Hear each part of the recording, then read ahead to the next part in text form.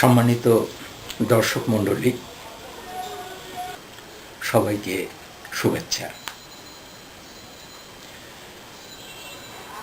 বঙ্গবন্ধুর অসমাপ্ত আত্মজীবনী এবং আমার দেখা নয়া চীন, এই নিয়ে আমার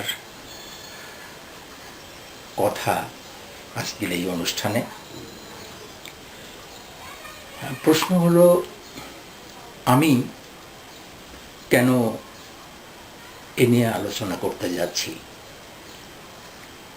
এ প্রসঙ্গে একটু বলতে হয়।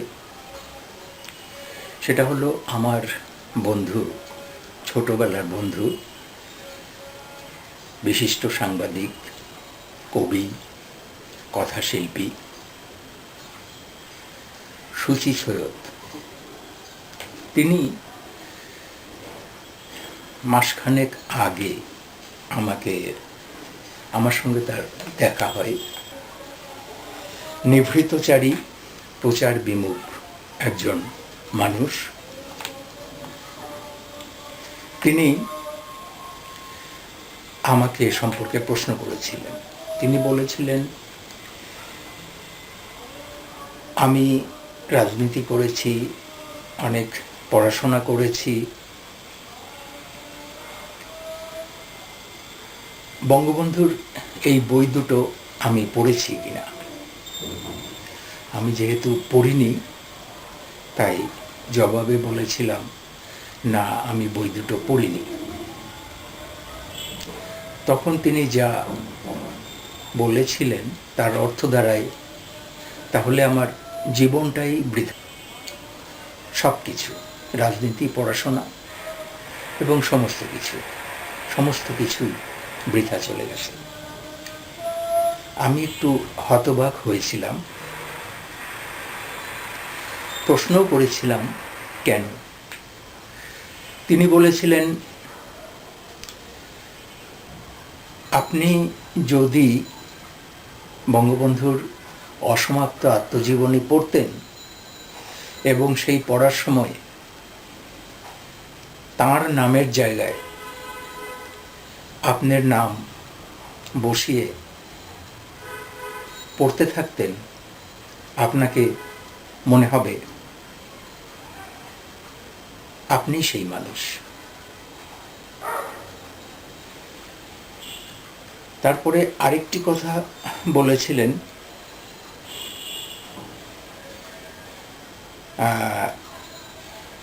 বঙ্গবন্ধু সম্পর্কে মানুষ এবং অনেক পড়াশোনা করা মানুষও যে অজ্ঞ, কিছু না জেনে না বুঝে অনেক মন্তব্য করে। পড়াশোনার অভাবে তারা এতটাই মূর্খ থেকে গেছে। তারপর তিনি আমাকে বই দুটি পড়ার জন্য অনুপ্রাণিত করেন এবং এও বলেন, পড়ার পরে আমি যেন এই বিষয়ে লিখি অথবা আমার মূল্যায়ন জনসমক্ষে তুলে ধরি। এখানে একটু বলে নিতে হয়, সুচি সৈয়দ কে। সুচি সৈয়দ একেবারে হাফ প্যান্ট পরা বয়স থেকে লেখালেখির সঙ্গে যুক্ত এবং তখন থেকেই কবি হিসেবে পরিচিত, কবি হিসেবে সংগঠক ছিলেন। তারপর আস্তে আস্তে সাংবাদিকতায় প্রবেশ করেন। সাংবাদিকতার বয়স 42 বছরের উপরে। একই সময় আমিও হাফ প্যান্ট পরা অবস্থায় সক্রিয় ছিলাম, তবে লেখালেখিতে নয়। আমি রাজনীতির সঙ্গে যুক্ত ছিলাম, জড়িত ছিলাম জাসদের সঙ্গে। সেই বয়স থেকে সাংবাদিকতায় আসি। আমার সঙ্গে সুচি সৈয়দের সম্পর্ক এভাবেই। তিনি ওই সময় বাম রাজনীতি করতেন, ওয়ার্কার্স পার্টির সঙ্গে যুক্ত ছিলেন, আমি জাসদে। এখন আমরা কেউই রাজনীতির সঙ্গে যুক্ত নই, সাংবাদিকতাই আমাদের মূল পেশা। আমাদের দুজনেরই সাংবাদিকতার বয়স 42 বছরের বেশি হবে। প্রশ্ন হলো, বই নিয়ে আলোচনা করার জন্য তিনি আমাকে কেন বললেন? আমি এখানে দুটো কারণ দেখি। সেটা হতে পারে আমার রাজনৈতিক জীবনের বিষয়, আমার রাজনীতি এবং আমার পড়াশোনা।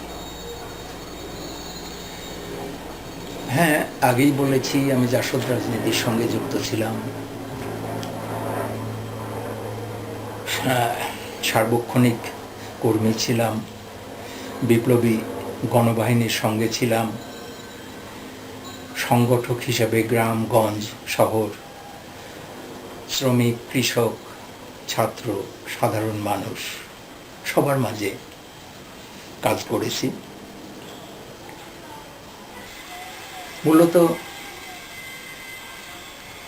সার্বক্ষণিক কর্মী, সংগঠক এবং নেতা ছিলাম। জেলও খেটেছি। জেনারেল জিয়াউর রহমানের সামরিক শাসনের সময় 2 বার, আর জেনারেল এরশাদের সামরিক শাসনের সময় 1 বার। জেনারেল জিয়ার সামরিক শাসনের সময় সামরিক বাহিনীর হাতে পৈশাচিক নির্যাতনের শিকারও হয়েছি। তারা প্রায় 1 সপ্তাহ আটকে রেখে তাদের যত রকম নির্যাতন আছে সবগুলোই আমার উপর চালিয়েছে। সেখানেই জেনেছি ব্ল্যাক হোল কাকে বলে, নাকে মুখে গরম পানি ঢালা কাকে বলে, ঝুলিয়ে নির্যাতন কাকে বলে, আঙুলে সুচ ঢুকিয়ে নির্যাতন কাকে বলে। পিটুনি তো ছিলই, নখ তুলে নেওয়া, হাত পা থেতলে দেয়া, গরম আগুনে পোড়ানো, লোহা দিয়ে ছেক দেয়া, এসব ছিল নির্যাতনের বিষয়। স্লো পয়জনিং করে আমার মাথা থেকে প্রগতিশীলতা, মুক্তিযুদ্ধের চেতনা এ সমস্ত নিশ্চিহ্ন করে দিতে চেয়েছে। আর দ্বিতীয় কারণ পড়াশোনা। হ্যাঁ, আমি অসংখ্য বই পড়াশোনা করেছি। Marx, Engels, Lenin, Mao Zedong, Ho Chi Minh, Stalin, Fidel Castro, Maxim Gorky থেকে শুরু করে রবীন্দ্র, নজরুল, শরৎচন্দ্র, বঙ্কিম, সমরেশ মজুমদার, ইতিহাস, বিজ্ঞান, রাজনীতি, অর্থনীতি, গল্প, উপন্যাস, ভ্রমণ, এরকম কত হাজার বই যে পড়েছি তার হিসাব আমার এই মুহূর্তে দেওয়া সম্ভব নয়।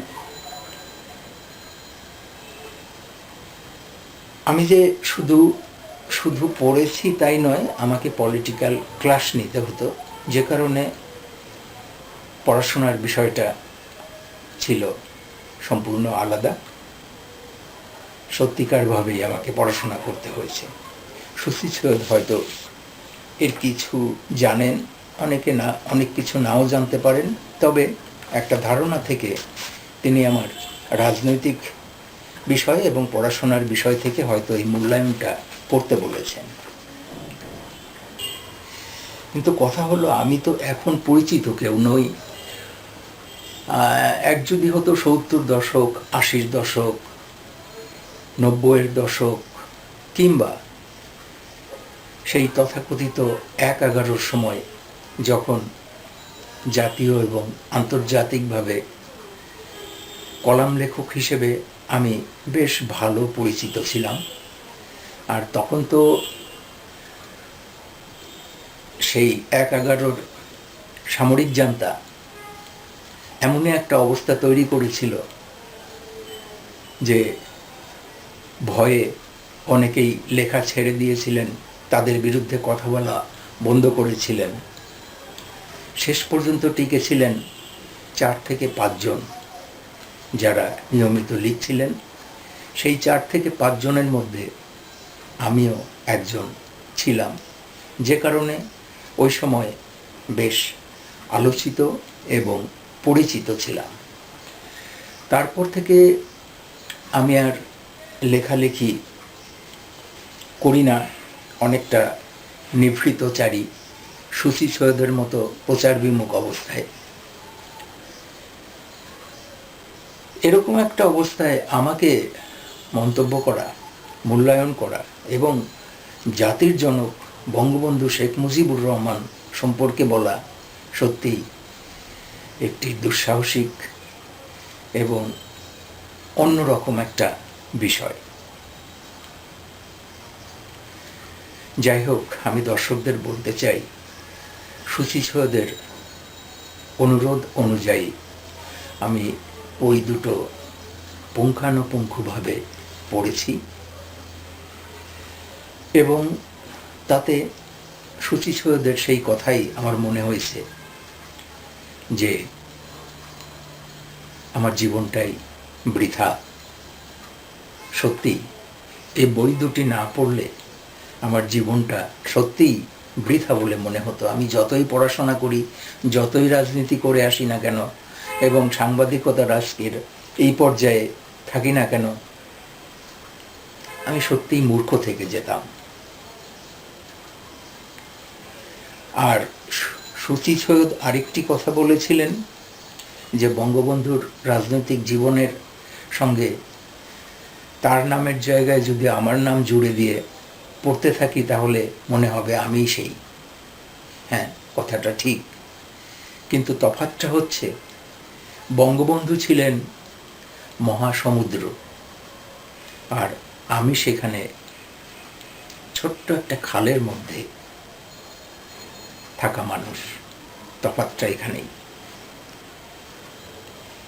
দ্বিতীয়ত, বঙ্গবন্ধুর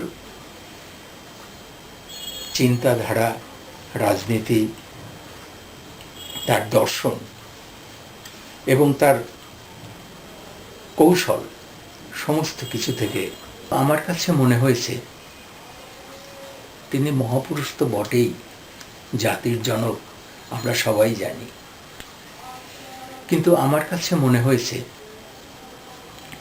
তিনি আসলে আমাদের লেনিন, ভ্লাদিমির উইলিয়ানভ লেনিন।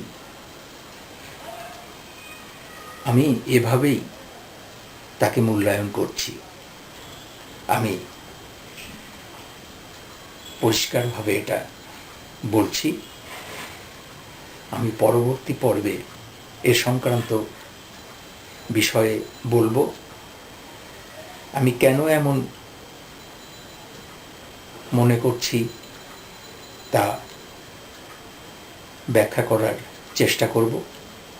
আমি সেই পর্বে আপনাদের সাদর আমন্ত্রণ জানাচ্ছি।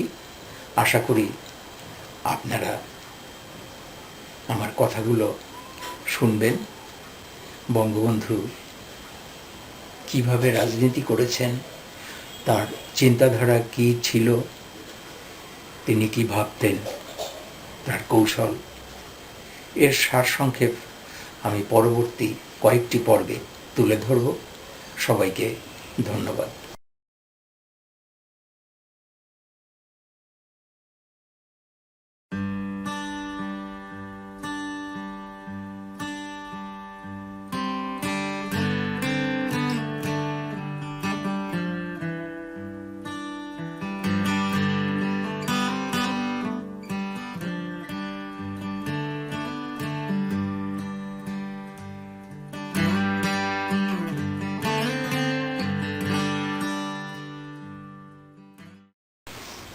বঙ্গবন্ধু কখনো বাম রাজনীতি করেননি, তিনি কমিউনিস্টও ছিলেন না।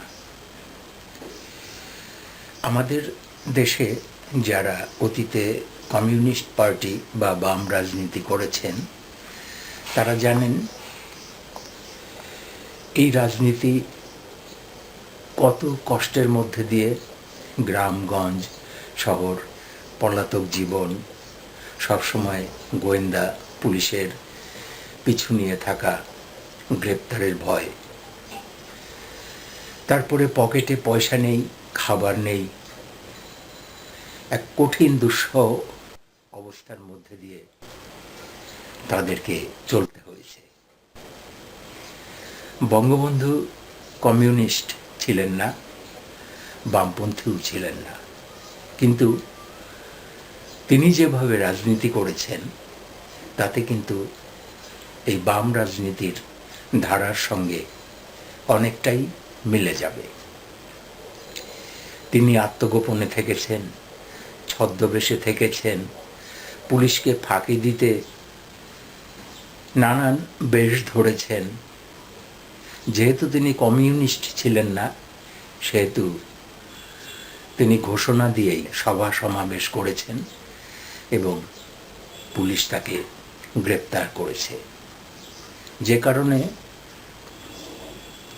তার মূল জায়গাটাই ছিল জেলখানা। সে কারণে বঙ্গবন্ধুকে বাম রাজনীতির যে কষ্টকর রাজনীতি তার থেকে আলাদা করা যায় না।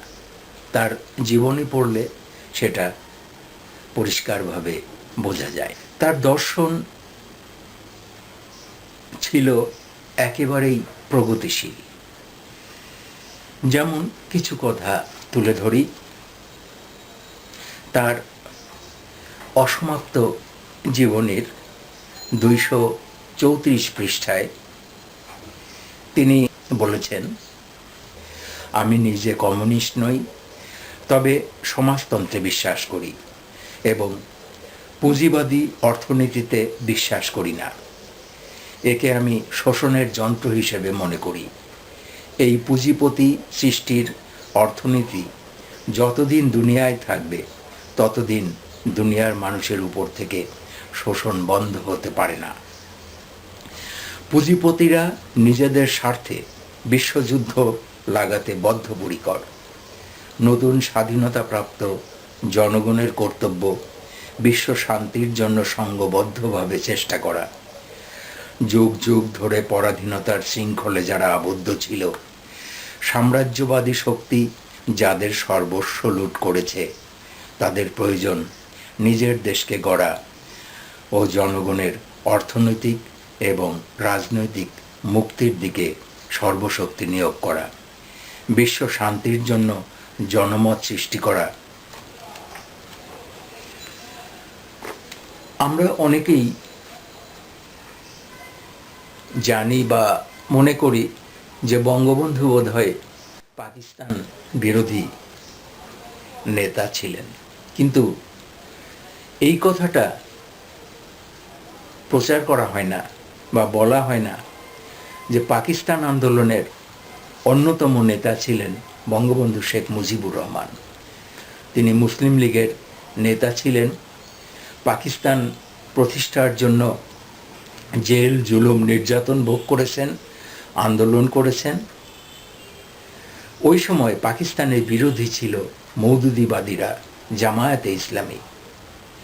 তারা পাকিস্তান রাষ্ট্রকে কাফের রাষ্ট্র হিসেবে ঘোষণা করেছিল এবং এর বিরুদ্ধে জনমত গঠনে তৎপর ছিল। অথচ পরে দেখা গেল এরাই পাকিস্তানের পক্ষ হয়ে গেল আর বঙ্গবন্ধুকে পাকিস্তানের শত্রু হিসেবে ঘোষণা করা হলো। আসলে এদের চরিত্র তো জনগণের জন্য ছিল না। বঙ্গবন্ধু সবসময়ই জনগণের স্বার্থে, জনগণের প্রয়োজনে রাজনীতি করতেন। শুধু জনগণের প্রয়োজন বললে বোঝাবে না, তিনি একটা শ্রেণী চেতনার ভেতর দিয়ে চিন্তা করতেন। যারা শোষক তাদের স্বার্থে নয়, যারা শোষিত জনগণ তাদের স্বার্থ রক্ষার জন্য তিনি আন্দোলন করেছেন, যেটা সবসময়ই বামপন্থীরা করেছে। তারা যেভাবে চেয়েছে বঙ্গবন্ধু হয়তো একটু আলাদাভাবে চেষ্টা করেছেন এবং তার স্বচ্ছ চিন্তাভাবনা ছিল জনগণের স্বার্থে, শোষণ মুক্তির স্বার্থে, মানুষের মুক্তির জন্য তার লড়াই ছিল। তিনি আরেকটি জায়গায় 17 পৃষ্ঠা 1943 সালে ভয়াবহ লক্ষ লক্ষ লোক মারা যাচ্ছে, এই সময় আমি প্রাদেশিক মুসলিম লীগ কাউন্সিলের সদস্য হই। জনাব আবুল হাশিম সাহেব মুসলিম লীগের সম্পাদক হন। তিনি সোহরাওয়ার্দী সাহেবের মনোনীত ছিলেন, আর খাজা নাজিমুদ্দিন সাহেবের মনোনীত প্রার্থী ছিলেন খুলনার আবু কাশেম সাহেব। হাশিম সাহেব তাকে পরাজিত করে সাধারণ সম্পাদক হন। এর পূর্বে সোহরাওয়ার্দী সাহেবই সাধারণ সম্পাদক ছিলেন। এই সময় থেকে মুসলিম লীগের মধ্যে দুইটা দল মাথাচাড়া দিয়ে ওঠে, একটা প্রগতিবাদী দল আর একটা প্রতিক্রিয়াশীল। শহীদ সাহেবের নেতৃত্বে আমরা বাংলার মধ্যবিত্ত শ্রেণীর লোকেরা মুসলিম লীগকে জনগণের লীগে পরিণত করতে চাই, জনগণের প্রতিষ্ঠান করতে চাই। মুসলিম লীগ তখন পর্যন্ত জনগণের প্রতিষ্ঠানে পরিণত হয় নাই, জমিদার, জোরদার ও খান বাহাদুর নবাবদের প্রতিষ্ঠান ছিল। কাউকেও লীগে আসতে দিত না। জেলায় জেলায় খান বাহাদুরের দলেরাই লীগকে পকেটে করে রেখেছিল।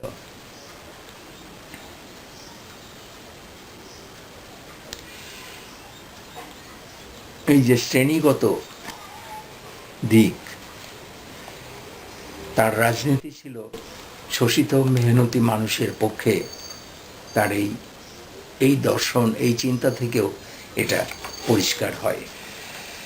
90 পৃষ্ঠায় তিনি পাকিস্তান রাষ্ট্র কায়েম হওয়ার পর মানুষের মনোভাব সম্পর্কে বলেছেন, যাদের কাছে ক্ষমতা এলো তারা জনগণের আস্থা রাখতে পারেন নাই, কারণ জনসাধারণের সাথে এদের কোনো সম্পর্ক ছিল না। যে কয়েকজন লোক প্রদেশের শাসন ক্ষমতা হাতে পেলেন তারা সকলেই প্রায় ইংরেজ ঘেঁষা ছিলেন। ইংরেজকে তেল দিয়ে স্যার খান বাহাদুর, খান সাহেব উপাধি নিলেন। এরা সম্পূর্ণরূপে নির্ভর করতে শুরু করলেন ইংরেজ আমলের আমলাতন্ত্রের উপর। আমলাতন্ত্রের কর্ণধাররা যা বলতেন তাই শুনতেন। এই সকল কর্মচারীরা অনেকেই ইংরেজকে খুশি করার জন্য গায়ে পড়ে প্রমোশনের লোভে স্বাধীনতার জন্য যে সমস্ত নিঃস্বার্থ কর্মী সংগ্রাম করেছে তাদের উপর অকথ্য অত্যাচার করেছেন। স্বাধীনতা পাওয়ার সাথে সাথে এরা অনেকেই 2-3 ধাপ প্রমোশন পেলেন এবং এতে মাথা অনেকের খারাপ হয়ে যাওয়ার উপক্রম হলো। আর স্যার ও খান বাহাদুর দল এদের হাতের পুতুলে পরিণত হলো। স্বাধীন দেশের স্বাধীন জনগণকে গড়তে হলে, তাদের আস্থা অর্জন করতে হলে যে নতুন মনোভাবের প্রয়োজন ছিল তা এই নেতৃবৃন্দ গ্রহণ করতে পারলেন না। এদিকে ক্ষমতা কুক্ষিগত করার জন্য রাজনৈতিক প্রতিষ্ঠান মুসলিম লীগকে তাদের হাতের মুঠোয় নেবার জন্য নতুন এক পন্থা অবলম্বন করলেন। পাকিস্তান কায়েম হবার পরও মুসলিম লীগ 2 ভাগ হলো। এক ভাগ রইল ভারতবর্ষের, নাম হলো নিখিল ভারত মুসলিম লীগ, আরেক ভাগ হলো পাকিস্তান মুসলিম লীগ। 98 পৃষ্ঠায় অসমাপ্ত আত্মজীবনীতে বঙ্গবন্ধু বলেছেন, বাংলা পাকিস্তানের শতকরা 56% লোকের মাতৃভাষা, তাই বাংলাই একমাত্র রাষ্ট্রভাষা হওয়া উচিত। তবুও আমরা বাংলা এবং উর্দু 2টা ভাষা 2টা রাষ্ট্রভাষা করার দাবি করেছিলাম। পাঞ্জাবের লোকেরা পাঞ্জাবি ভাষা বলে, সিন্ধুর লোক সিন্ধি ভাষায় কথা বলে, সীমান্ত প্রদেশের লোকেরা পশতু ভাষায় কথা বলে, বেলুচরা বেলুচি ভাষায় কথা বলে। উর্দু পাকিস্তানের কোনো প্রদেশের ভাষা নয়। তবুও যদি পশ্চিম পাকিস্তানের ভাইয়েরা উর্দু ভাষার জন্য দাবি করে, আমরা আপত্তি করব কেন? যারা উর্দু ভাষা সমর্থন করে তাদের একমাত্র যুক্তি ছিল উর্দু ইসলামিক ভাষা। উর্দু কি করে যে ইসলামিক ভাষা হলো আমরা বুঝতে পারলাম না। দুনিয়ার বিভিন্ন দেশের মুসলমানরা বিভিন্ন ভাষায় কথা বলে। আরব দেশের লোকেরা আরবি বলে, পারস্যের লোকেরা ফার্সি বলে, তুরস্কের লোকেরা তুর্কি ভাষা বলে, ইন্দোনেশিয়ার লোকেরা ইন্দোনেশিয়ান ভাষায় কথা বলে, মালয়েশিয়ার লোকেরা মালয় ভাষায় কথা বলে, চীনের মুসলমানরা চীনা ভাষায় কথা বলে। এ সম্বন্ধে অনেক যুক্তিপূর্ণ কথা বলা চলে। শুধু পূর্ব পাকিস্তানের ধর্মভীরু মুসলমানদের ইসলামের কথা বলে ধোঁকা দেওয়া যাবে ভেবেছিল, কিন্তু পারে নাই। যে কোনো জাতি তার মাতৃভাষাকে ভালোবাসে। মাতৃভাষার অপমান কোনো জাতি কোনো কালে সহ্য করে নাই। বঙ্গবন্ধু রাজনৈতিক নেতাদের চিন্তাভাবনা সম্পর্কে এক জায়গায় বলেছেন, ৮০ পৃষ্ঠায়, আমি অনেকের মধ্যে একটা জিনিস দেখেছি, কোনো কাজ করতে গেলে শুধু চিন্তা করে। চিন্তা করতে করতে সময় পার হয়ে যায়, কাজ আর হয়ে ওঠে না। অনেক সময়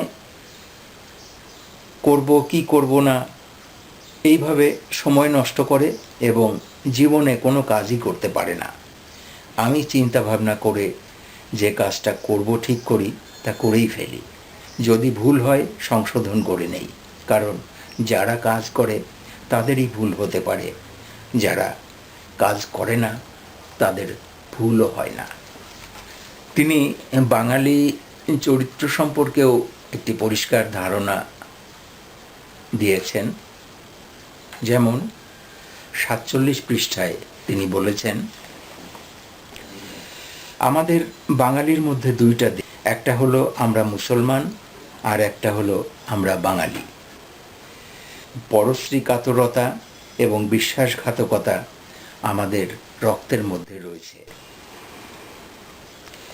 বোধহয় দুনিয়ার কোনো ভাষাই এই কথাটা পাওয়া যাবে না।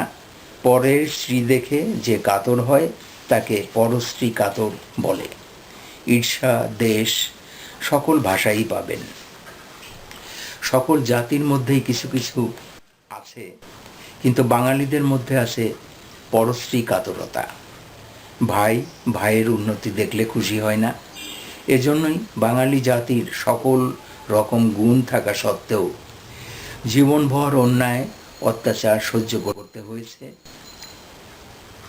সুজলা সুফলা বাংলাদেশ সম্পদে ভর্তি, এমন উর্বর জমি দুনিয়ার খুব অল্প দেশেই আছে। তবুও এরা গরিব, কারণ যুগ যুগ ধরে এরা শোষিত হয়েছে নিজের দোষে। নিজেকে এরা চেনে না, আর যতদিন চিনবে না এবং বুঝবে না ততদিন এদের মুক্তি আসবে না। অন্ধ কুসংস্কার ও অলৌকিক বিশ্বাসও বাঙালির দুঃখের আরেকটা কারণ। তিনি যখন পাকিস্তান আন্দোলন করছিলেন তখন কার একটা কথা বলেছেন ২৪ পৃষ্ঠায়। হাসিম সাহেব বলতেন, মুসলিম লীগকে প্রতিক্রিয়াশীল শক্তির হাত থেকে উদ্ধার করতে হবে, গ্রাম থেকে প্রতিষ্ঠান গড়ে তুলতে হবে। ওপরের তলায় প্রতিষ্ঠান করলে চলবে না, জমিদারদের পকেট থেকে প্রতিষ্ঠানকে বের করতে হবে। তিনি শহীদ সাহেবের সাথে পরামর্শ করতে সমস্ত বাংলাদেশ ঘুরতে আরম্ভ করলেন। তিনি এই যে বিষয়টা তুলে ধরেছেন যে জমিদার শ্রেণী, শোষক শ্রেণীর পকেট থেকে দলকে বের করে আনতে হবে, এটা গভীর রাজনৈতিক প্রজ্ঞার বিষয়। বঙ্গবন্ধুর এই কথা থেকে তার চিন্তা এবং দর্শনের কিছুটা আভাস পাওয়া যায়। তার চিন্তাধারা সম্পর্কে আরও কিছু বক্তব্য, আরও কিছু কথা পরবর্তী পর্বে আলোচনা করব। আমি আগামী পর্বের জন্য সম্মানিত দর্শক মণ্ডলীকে আমন্ত্রণ জানিয়ে আজকের মতো শেষ করছি। সবাইকে ধন্যবাদ।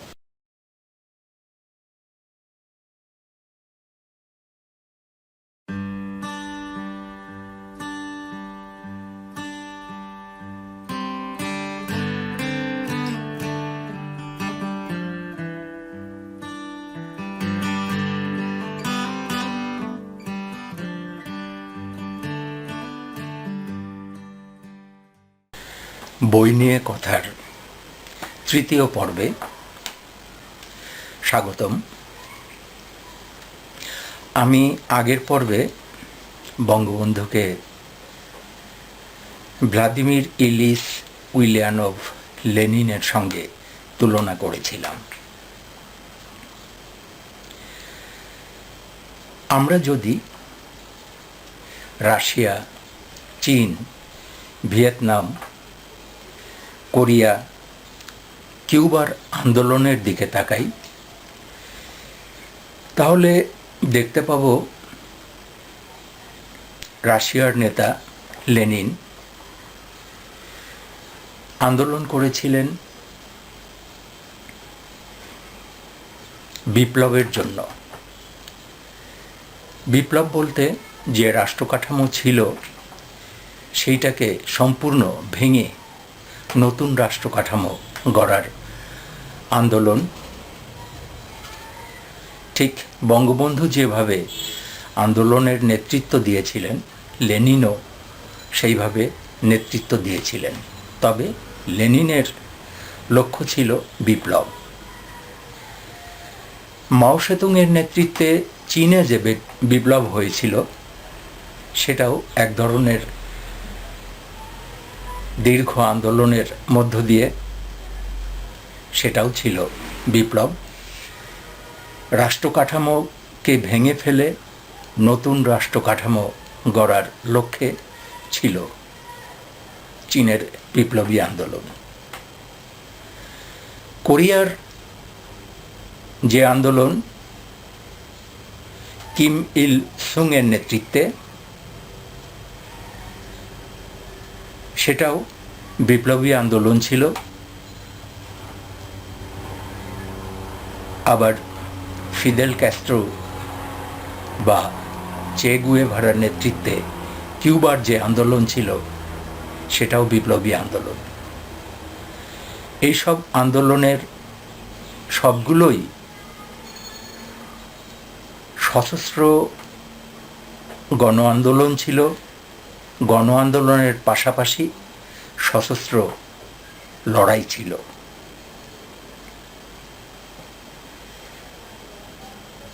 আমরা জানি বাংলাদেশে সশস্ত্র বিপ্লব সমাজ পরিবর্তনের জন্য, সমাজতান্ত্রিক আন্দোলন কিংবা কমিউনিজম প্রতিষ্ঠার জন্য সশস্ত্র বিপ্লব, সশস্ত্র আন্দোলন এই দেশের উপযোগী নয়। তার বিভিন্ন কারণ আছে, আন্তর্জাতিক বিভিন্ন বিষয় রয়েছে যেগুলোর কারণে এখানে সশস্ত্র বিপ্লব কখনোই সম্ভব নয় বলেই মনে করা হয়। সেটা নানাভাবে পরীক্ষিতও হয়েছে। সে যাই হোক, যে দেশটিতে সশস্ত্র আন্দোলন সম্ভব নয়, একমাত্র বঙ্গবন্ধুই কিন্তু সেই দেশটাতে সশস্ত্র লড়াইয়ের ডাক দিয়েছিলেন এবং সশস্ত্র আন্দোলন হয়েছে। একটি সুশিক্ষিত সেনাবাহিনীর বিরুদ্ধে সর্বাত্মক জনযুদ্ধ করে দেশ স্বাধীন হয়েছে। এটা বিশ্বের ইতিহাসে বলা যায় নজিরবিহীন ঘটনা। কারণ রাশিয়া, চীন, ভিয়েতনাম, কোরিয়া, কিউবা ইত্যাদি দেশগুলোতে বিপ্লবের লক্ষ্যে আন্দোলন হয়েছে। তারা সমাজ পরিবর্তন করতে চেয়েছেন। কিন্তু বাংলাদেশের আন্দোলন কিন্তু বিপ্লবের জন্য ছিল না। বাংলাদেশের মুক্তিযুদ্ধ ছিল স্বাধীনতার যুদ্ধ। বঙ্গবন্ধু 7ই মার্চে যে ডাক দিয়েছিলেন সেখানে তিনি বলেছিলেন, এবারের সংগ্রাম স্বাধীনতার সংগ্রাম, এবারের সংগ্রাম মুক্তির সংগ্রাম। মুক্তির সংগ্রামটা পরের বিষয়, স্বাধীনতার সংগ্রামটাই ছিল মূল।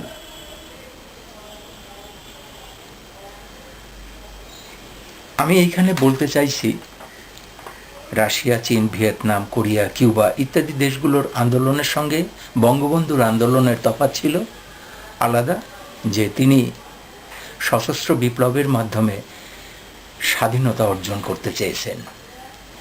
তারপরে মুক্তির সংগ্রামটা পরের বিষয় ছিল।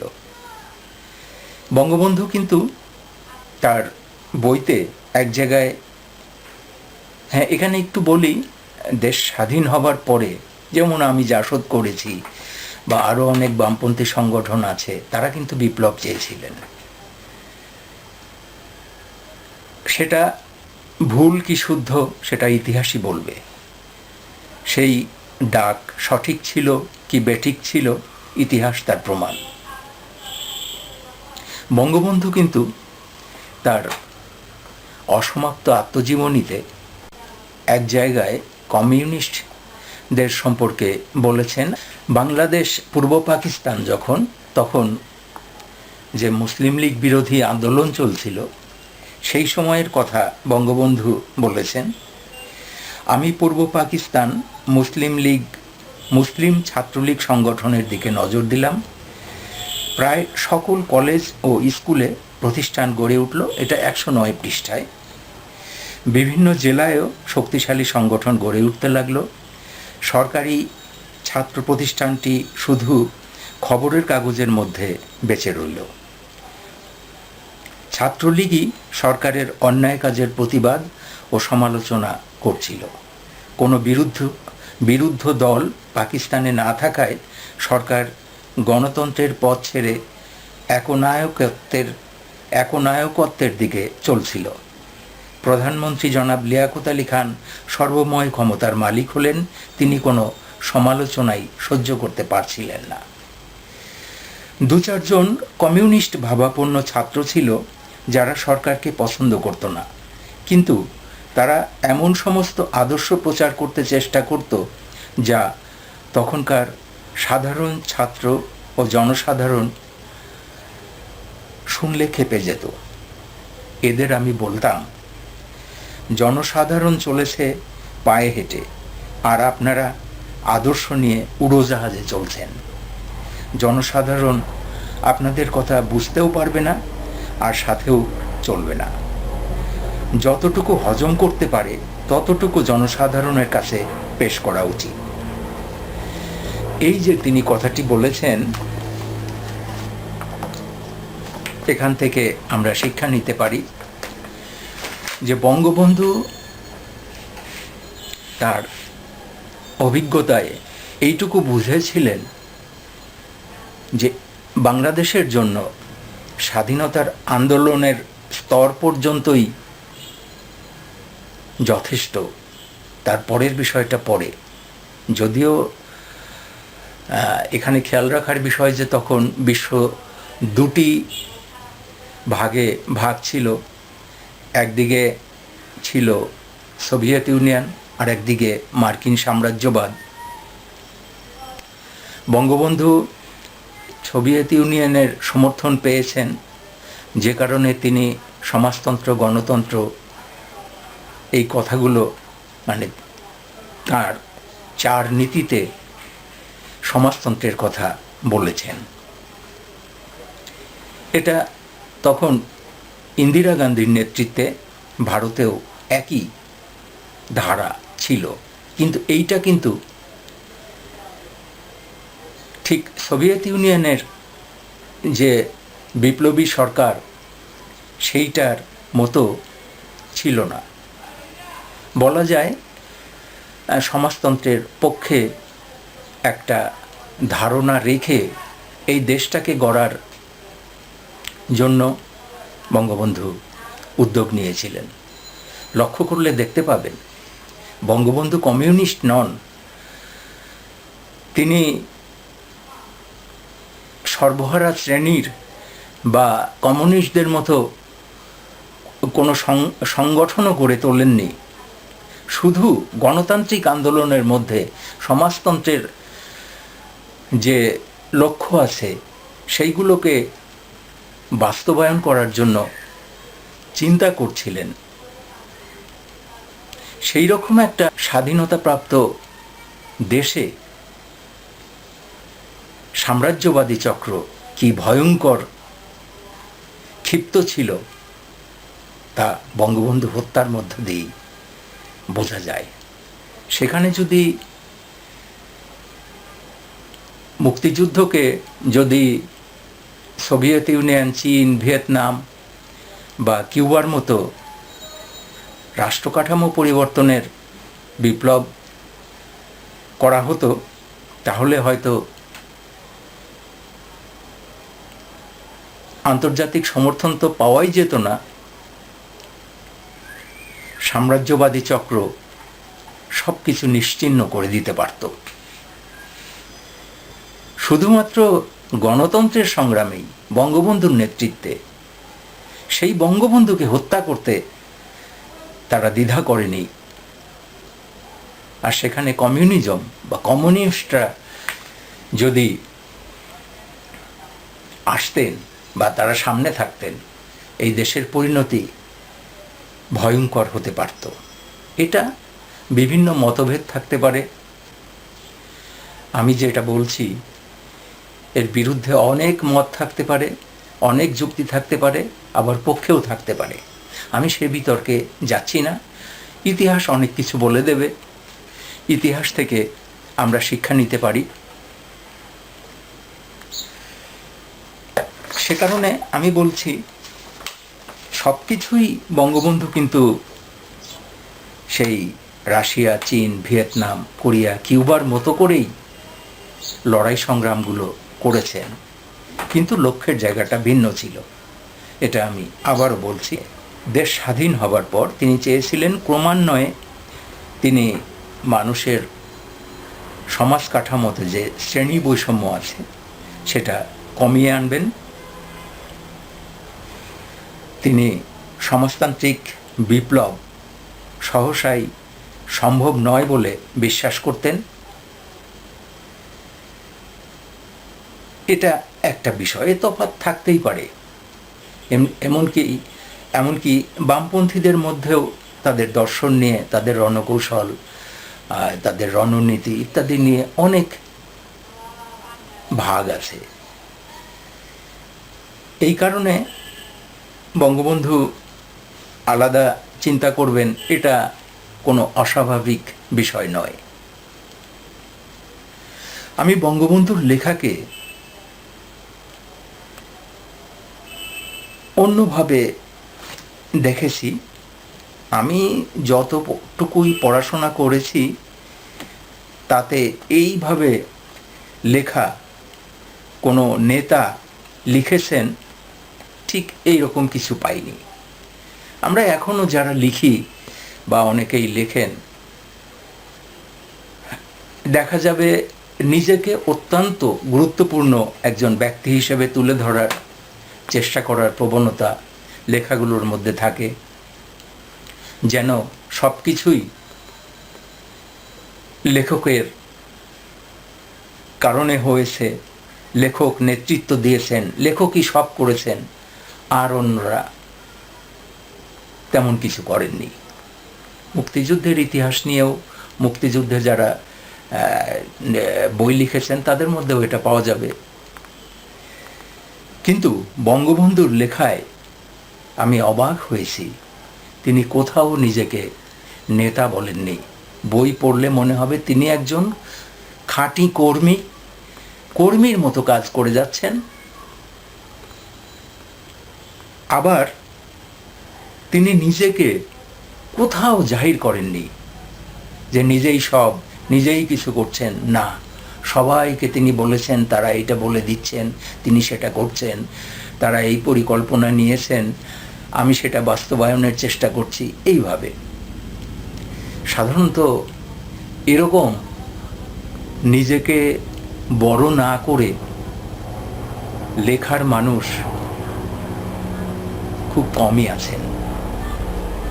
তারপরে তার লেখার মধ্যে প্রতিপক্ষ বা যারা বিরোধী ছিল, বইয়ের কোথাও তাদের সম্পর্কে কোনো কটু বাক্য, তাদের সম্পর্কে খারাপ কিছু বলা তাদের নেতিবাচক, তাদের ব্যক্তি বিষয় সম্পর্কে কোনো নেতিবাচক মন্তব্য কথা কোথাও তিনি লেখেননি। তিনি রাজনীতি করেছেন, তার বই পড়লে বোঝা যায় তিনি তার পরিবারের চিন্তা করেননি, সবসময় দেশের চিন্তা করেছেন। তিনি এত বড় নেতা ছিলেন কিন্তু তার পকেটে কোনো পয়সা ছিল না। তিনি পকেট ভরার জন্য রাজনীতি করেননি। এটা আজকের যারা রাজনীতি করেন তাদের এই বিষয়টা খেয়াল রাখা উচিত যে বঙ্গবন্ধু দেশের জন্য রাজনীতি করেছেন, সবসময় দেশ নিয়ে চিন্তা করেছেন। এটা আজকের নেতাদের, কর্মীদের সবারই স্মরণ রাখার বিষয়। আবার তিনি তার আত্মমর্যাদা ক্ষুণ্ণ হয় এমন কোনো কাজও করেননি, কারো সঙ্গে আপোষ করেননি। বই পড়লে যেটা দেখা যাবে, এত নাম, এত জনের বিষয়, এত ঠিকানা, খুঁটিনাটি সমস্ত বিষয় তিনি বলেছেন। এতে একটা জিনিস পরিষ্কার, তিনি সব সময় নোট রাখতেন।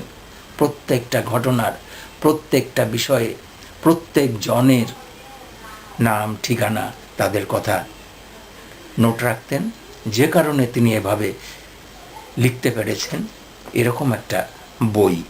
তার বইয়ের মধ্যে দেখতে পাবো তার চীন সফর কিংবা তার অসমাপ্ত আত্মজীবনী। অনেক নেতা রাজনীতি করতে গিয়ে নানান সুযোগ সুবিধার দিকে নজর দিয়েছেন। হয়তো কোনো বিদেশ ভ্রমণে গিয়ে ভালো হোটেলে থাকার চিন্তা করেছেন, ভালো খাবার কোথায় আছে, ভালো কিছু দেখার অনুষ্ঠান, এই সমস্ত দিকে নজর থেকেছে। আর বঙ্গবন্ধু এই ধরনের সফরে গিয়ে একা একা বেরিয়ে পড়েছেন বস্তিতে, শ্রমিকের ঘরে, কৃষকের ঘরে, সাধারণ মানুষের ঘরে। তারা কিভাবে জীবনযাপন করছে, কি খাচ্ছে, তাদের অভিমত কি, ইত্যাদি খুঁটে খুঁটে তিনি নোট করেছেন। অন্য নেতারা যেখানে খাওয়া দাওয়া, সুযোগ সুবিধা, আনন্দ ফুর্তিতে ব্যস্ত, তিনি তখন এই কাজগুলো করছেন। একজন সত্যিকারের মানুষ হলেই কেবল এই কাজগুলো করা সম্ভব। যার মধ্যে দেশপ্রেম, মানবপ্রেম আছে, তার পক্ষেই এটা সম্ভব। বঙ্গবন্ধু যে মহান নেতা, তার চিন্তা যে গণমানুষের জন্য ছিল, এই দেশকে সত্যিকারভাবে সোনার দেশে পরিণত করার লক্ষ্য ছিল। তিনি যে সত্যিকারের একটা পরিবর্তন আনতে চান, গুণগত পরিবর্তন, সেটাই যে তার চিন্তা ছিল, তার এই সমস্ত কার্যক্রম থেকে বোঝা যায়। তিনি তার চিন্তাধারায় কখনো যেটাকে বলা হয় কেতাবি কট্টরতা, এতে বন্দী হননি। তিনি অনুশীলন করেছেন, প্রত্যেকটা বিষয় মূল্যায়ন করেছেন, তারপরে তিনি অগ্রসর হয়েছেন। প্রকৃতপক্ষে এভাবেই তিনি ছিলেন সত্যিকারের একজন সমাজতান্ত্রিক নেতা, একজন ধর্মনিরপেক্ষ চিন্তাধারার মানুষ, একজন জাতীয়তাবাদী এবং গণতান্ত্রিক চিন্তার নেতা। ভয়ঙ্কর জীবনযাপন করে, আন্ডারগ্রাউন্ডে থাকা বামপন্থীদের মতো কষ্ট ভোগ করে তিনি যে গণতন্ত্রের জন্য লড়াই করেছেন, এটা আমাদের ভাববার বিষয়। বঙ্গবন্ধু এখানেও বলেছেন যে এই সমাজ, এই রাষ্ট্র, এই জীবন ব্যবস্থা বৈষম্য গড়ে তুলেছে। বঙ্গবন্ধু শুধু তার নিজের পরিবারকে নয়, তার আত্মীয় স্বজন, বাবা মা, স্ত্রী, মেয়ে শেখ হাসিনা, সবাইকে ছেড়ে গণতন্ত্রের জন্য রাজনীতি করেছেন। পরবর্তী পর্বের জন্য আমন্ত্রণ জানিয়ে আজকের জন্য এখানেই বিদায় নিচ্ছি। সবাইকে ধন্যবাদ।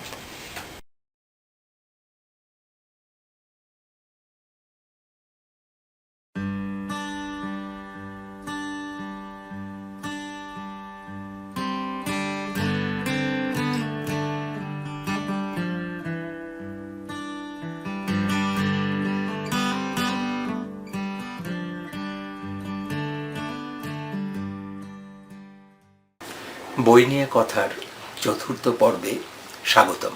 সম্মানিত দর্শক, আমি যে আলোচনাগুলো করছি আমি প্রত্যাশা করি আপনারা এ ব্যাপারে কিছু কমেন্ট করলে ভালো হয়,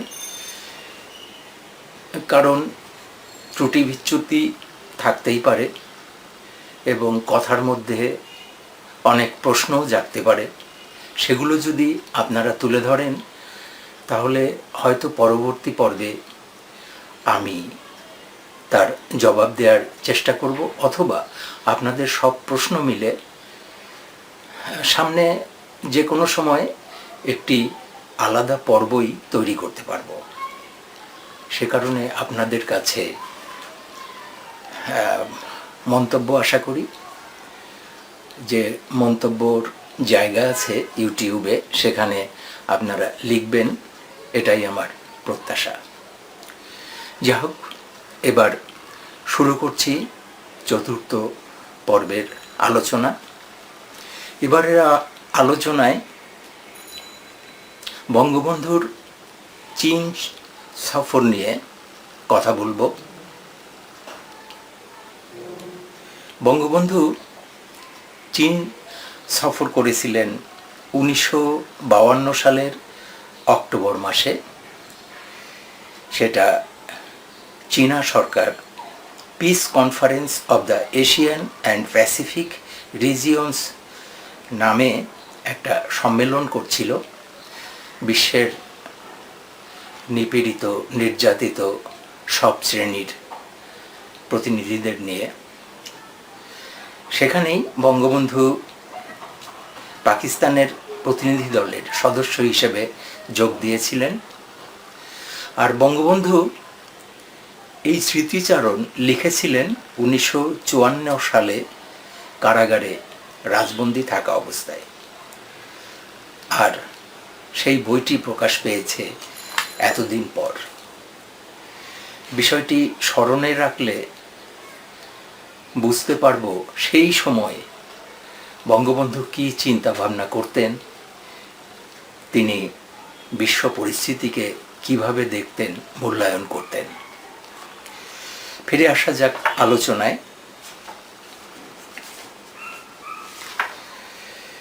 বঙ্গবন্ধু চীনে যাওয়ার পরে খুঁটে খুঁটে পরিস্থিতি জানার চেষ্টা করছিলেন, যে একটি সাম্রাজ্যবাদী চক্রের হাতে থাকা দেশকে মুক্ত করে চীনারা কমিউনিস্ট হিসাবে কিভাবে দেশকে পরিচালিত করছে, তারা রাষ্ট্র কাঠামো পরিবর্তন করে দেশে কি পরিবর্তন এনেছে। তিনি রিকশায় করে এদিক ওদিক ঘুরছিলেন, সঙ্গে দোভাষীও থেকেছে, কখনো কখনো তাও থাকেনি। তিনি এক জায়গায় লিখেছেন, এটা 48 পৃষ্ঠা, আমার দেখা নয়া চীনে। হোটেল থেকে যখন আসি তখন আমার দোভাষী আমাকে বলেছিল, রিক্সা ভাড়া আমার দেশের টাকায় আনা হয়, ওদের প্রায় 2000 ইয়ান, চীনা টাকার নাম। আমি তাই ওকে দিয়ে দিলাম। মানে তিনি একটা রিকশায় উঠে এভাবেই দিয়ে দিয়েছিলেন, সেটাই বলছেন। বেচারা খুশি হয়ে নিয়ে গেল। এখন যাবার সময় তো আর দোভাষী নাই, কে আবার দাম ঠিক করে দেবে? আবার কোথায় যাব বললে ওরা বুঝবে কি না, মহা বিপদ। ভাবলাম 1 মাইল পথের বেশি তো হবে না, আস্তে আস্তে হেঁটে যাব। যদি ঠিক করে বলতে না পারি, যদি রিক্সাওয়ালারা আমার কথা না বোঝে। রাস্তায় এলাম, কিছু দূর হেঁটে দেখি একটা রিক্সা দাঁড়াইয়া আছে। তাকে বললাম পিকিং হোটেল। পিকিং হোটেল ও বুঝলো, বলল আসো। কথা না মাথা নেড়ে উঠে বসে পড়লাম। ভাবলাম চিন্তা কি, কোথায় নিয়ে যায় দেখা যাক। দেখি ঠিক হোটেলেই নিয়ে এসেছে। আমার মনে একটা কথা উঠল, দেখি বিদেশি লোক পেলে কেমন লুট করে। আমি হঠাৎ পকেটে হাত দিয়ে প্রায় 10 টাকা পরিমাণ হাতে করে ওর সামনে ধরলাম। ভাবসাবে বুঝাইয়া দিলাম, যাহা তোমরা নিয়ে থাকো তাই নেও। রিক্সাওয়ালা আমার হাত থেকে ঠিক 8 আনা পয়সা গুনে নিয়ে চলে গেল। এদের চরিত্রের এই পরিবর্তনের কারণ কি? দোভাষীকে ডেকে পাঠালাম হোটেলে। যে আসলে তাকে বললাম, তোমাদের দেশের রিক্সা তো চোর। আমি একটু চালাকি করলাম, দেখি ওর মুখ চুখ লাল হয়ে গেছে লজ্জায় ও রাগে। আমায় জিজ্ঞাসা করলো, ব্যাপার কি? আমি বললাম, বসুন বলছি। বেচারা ব্যস্ত হয়ে পড়ল, শুধু বারবার জিজ্ঞাসা করে। পরে আমি তাকে সত্য ঘটনাটা খুলে বললাম। তোমরা কি করে এদের চরিত্রে পরিবর্তন এত তাড়াতাড়ি করতে পারলে? তখন সে হেসে উঠে বলতে লাগলো, দেখো এদের ট্রেড ইউনিয়ন আছে, এরা যা উপার্জন করে যতটুকু এদের দরকার তা রেখে যতটুকু সম্ভব ইউনিয়নে জমা দেয়। সেই টাকা দিয়ে ওদের ছেলে মেয়েদের, ওদের জন্য থাকার বাড়ি, রিক্সা মেরামত, চিকিৎসার বন্দোবস্ত ও অন্যান্য কাজ করে নেওয়া হয়। আমি বললাম, কড়া শাসনও বোধহয় করা হয়। দোভাষীটা ছেলে মানুষ, বিশ্ববিদ্যালয়ে ইংরেজিতে পড়ে। হঠাৎ হেসে দিয়ে বলল, আপনারা বোধহয় শুনেছেন আমাদের সরকার খুব অত্যাচার করে এবং বেশি শাস্তি হয়। সে বলল, কথাটা কিছু সত্য। যখন ওদের কেউ ঠকাতে পারবে না, খাওয়া থাকার বন্দোবস্ত করে দেওয়া হচ্ছে, ভালো ভালো থাকার বাড়ি দেওয়া হচ্ছে, তখন যদি ওরা কাউকে ধোঁকা দিয়ে অথবা ফাঁকি দিয়ে অর্থ উপার্জন করতে চেষ্টা করে, তবে কেন শাস্তি দেওয়া হবে না? দোভাষী আমাকে বলল, দেখুন, নয়া সরকার গঠন হওয়ার পূর্বে যে সমস্ত মহাজনের কাছ থেকে ওরা রিক্সা ভাড়া নিত, দিনভর যা উপার্জন করত তা সকলই প্রায় মহাজনদের দিয়ে দিতে হতো। ওরা দিনরাত পরিশ্রম করেও ভাত জোগাড় করতে পারত না। যাকে ইচ্ছা রিক্সা ভাড়া দিত। কিছু বললে বা প্রতিবাদ করলে আর তাকে রিক্সা চালাতে দেওয়া হতো না। এখন আর মহাজনরা তা পারে না। তারা তাদের ন্যায্য ভাড়া পায়, আবার ওদেরও যা থাকে তাতে সংসার চলে যায়। মহাজনরা ইচ্ছা মতো তাড়াতে পারে না। যদি কেহ খারাপ কাজ করে, ট্রেড ইউনিয়নে জানাতে হবে, তারা খোঁজ খবর নিয়ে বিচার করবে। আপনারা মনে করবেন না কমিউনিস্ট দেশ, তাই মহাজনদের রিক্সা সব কেড়ে নিয়ে রিক্সা চালকদের দিয়ে দেওয়া হয়েছে। মহাজনরা রীতিমতো ভাড়া পাচ্ছে। রিক্সার মালিক মহাজনদের অত্যাচার আর খামখেয়ালি বন্ধ করে দেওয়া হয়েছে। এদিকে রিক্সা চালকদের ব্যবহারেরও পরিবর্তন হয়েছে।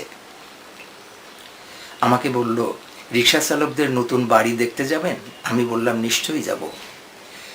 একদিন বিকালে আমাকে নিয়ে গেল দেখাবার জন্য। দেখলাম ছোট 2 কামরা করে ঘর করে দেয়া হয়েছে, স্কুল করে দেয়া হয়েছে, বেশ ভালো আছে। আমাকে বলল, দেখুন, আমাদের নতুন স্বাধীনতা, আমরা আস্তে আস্তে সকলই করব। দেখলাম সরকারকে কত ভালোবাসে এই লোকটা। 59 পৃষ্ঠায় আর একটা জায়গায় যাবার কথা বলেছেন বঙ্গবন্ধু। লিখেছেন, আজ হাসপাতাল, বিশ্ববিদ্যালয়, আরও কয়েকটা জায়গা দেখব। ইলিয়াস অন্য কোথাও চলে গেল, আমি হাসপাতাল দেখতে গেলাম। স্বাস্থ্যসেবা, খাবার এর মধ্যেই যথেষ্ট উন্নতি করেছে। দোভাষী আমাদের বলল, রোগ অনেক কমে গিয়েছে। আমরা রোগ হওয়ার পরে চিকিৎসার চেয়ে রোগ যাতে না হয় তার দিকেই নজর বেশি দিয়েছি। প্রত্যেক বছরেই রোগীর হিসাব নেই, তাতে দেখা যায় আস্তে আস্তে রোগ কমে আসছে। পেটে খাবার পড়ছে, পরিষ্কার পরিচ্ছন্ন থাকে, রোগ বেশি হবে কেন? হাসপাতালটা আধুনিক ধরনের এবং যথেষ্ট উন্নত মানের যন্ত্রপাতি আছে। সেখান থেকে বিশ্ববিদ্যালয়ে গেলাম, বিরাট বিশ্ববিদ্যালয়। আমাদের দেশের মতো কেরানি পয়দা করার শিক্ষা ব্যবস্থা আর নাই। কৃষি, শিক্ষা, শিল্প, ইঞ্জিনিয়ার, টেকনিক্যাল শিক্ষা দেওয়ার বন্দোবস্ত করা হয়েছে। সেখানে আমাদের সাথে আলাপ হলো বিশ্ববিদ্যালয়ের প্রফেসর মিস্টার হালিমের। তার একটা চীনা নামও আছে, সেটা আমার মনে নাই। ভদ্রলোক ইংরেজি জানেন। তার সাথে প্রায় 1 ঘন্টা আলাপ হলো। তিনি আমাকে বললেন, বাধ্যতামূলক ফ্রি শিক্ষা ব্যবস্থার প্রবর্তন করেছি। প্রত্যেক ছেলে মেয়েকে স্কুলে দিতে হয়। সরকার তাদের যাবতীয় খরচ বহন করে। কৃষকদের জন্য কৃষি স্কুল করা হয়েছে। আমাদের একটা কৃষি স্কুল দেখানো হয়েছিল। সেখানে যুবক কৃষকদের কিছুদিনের জন্য শিক্ষা দিয়ে খামার জমিতে পাঠাইয়া দেওয়া হয়। শ্রমিকদের জন্য স্কুল করা হয়েছে। প্রত্যেক শিক্ষা কেন্দ্রের কাছে স্কুল আছে। বড়দের শিক্ষা দেওয়া হয় কাজের ফাঁকে, আর তাদের ছেলে মেয়েদের শিক্ষার জন্য আলাদা বন্দোবস্ত আছে। সকল দিক দিয়ে খোঁজ নিয়ে জানা গেল যে মাত্র 4 বছরে তারা শতকরা 30 জন লোককে লেখাপড়া শিখিয়ে ফেলেছে। গর্ব করে আমাকে আবার বলল, 10 বছর পরে যদি চীনে আসেন তবে দেখবেন একটা অশিক্ষিত লোকও নাই। একটা বিষয় দেখে সত্যিই আমি মুগ্ধ হয়েছিলাম। এক এক দেশে এক এক প্রকারের স্বার্থ সংশ্লিষ্ট শ্রেণী, প্রিভিলেজড ক্লাস আছে।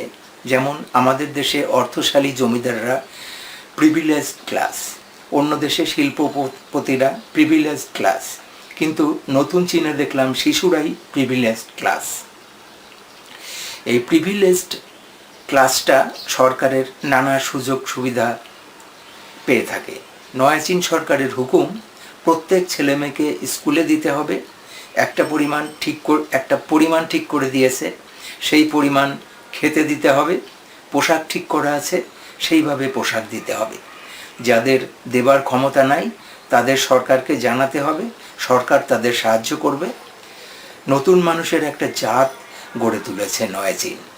15-20 বছর পর এরা যখন লেখাপড়া শিখে মানুষ হয়ে দেশের জন্য কাজ করবে, তখন ভেবে দেখুন নয়া চীন কোথায় গিয়ে দাঁড়াবে। এইভাবে শিক্ষা প্রতিষ্ঠানগুলি দেখে ফিরে এলাম। খাওয়া পড়া পেয়ে নয়া চীনের ছেলে মেয়েদের চেহারা খুলে গিয়েছে। মুখে তাদের হাসি, বুকে তাদের বল, ভবিষ্যতের চিন্তা নাই, মনের আনন্দে তারা খেলছে। প্রত্যেক ছেলে মেয়েকে খেলতে হয়, প্যারেড করতে হয়। এখানে শিক্ষা ব্যবস্থার একটা বিষয় সম্পর্কে আমরা জানতে পারলাম, সেই অতদিন আগের সময়ের। 84 পৃষ্ঠায় বঙ্গবন্ধু ভিক্ষুকদের নিয়ে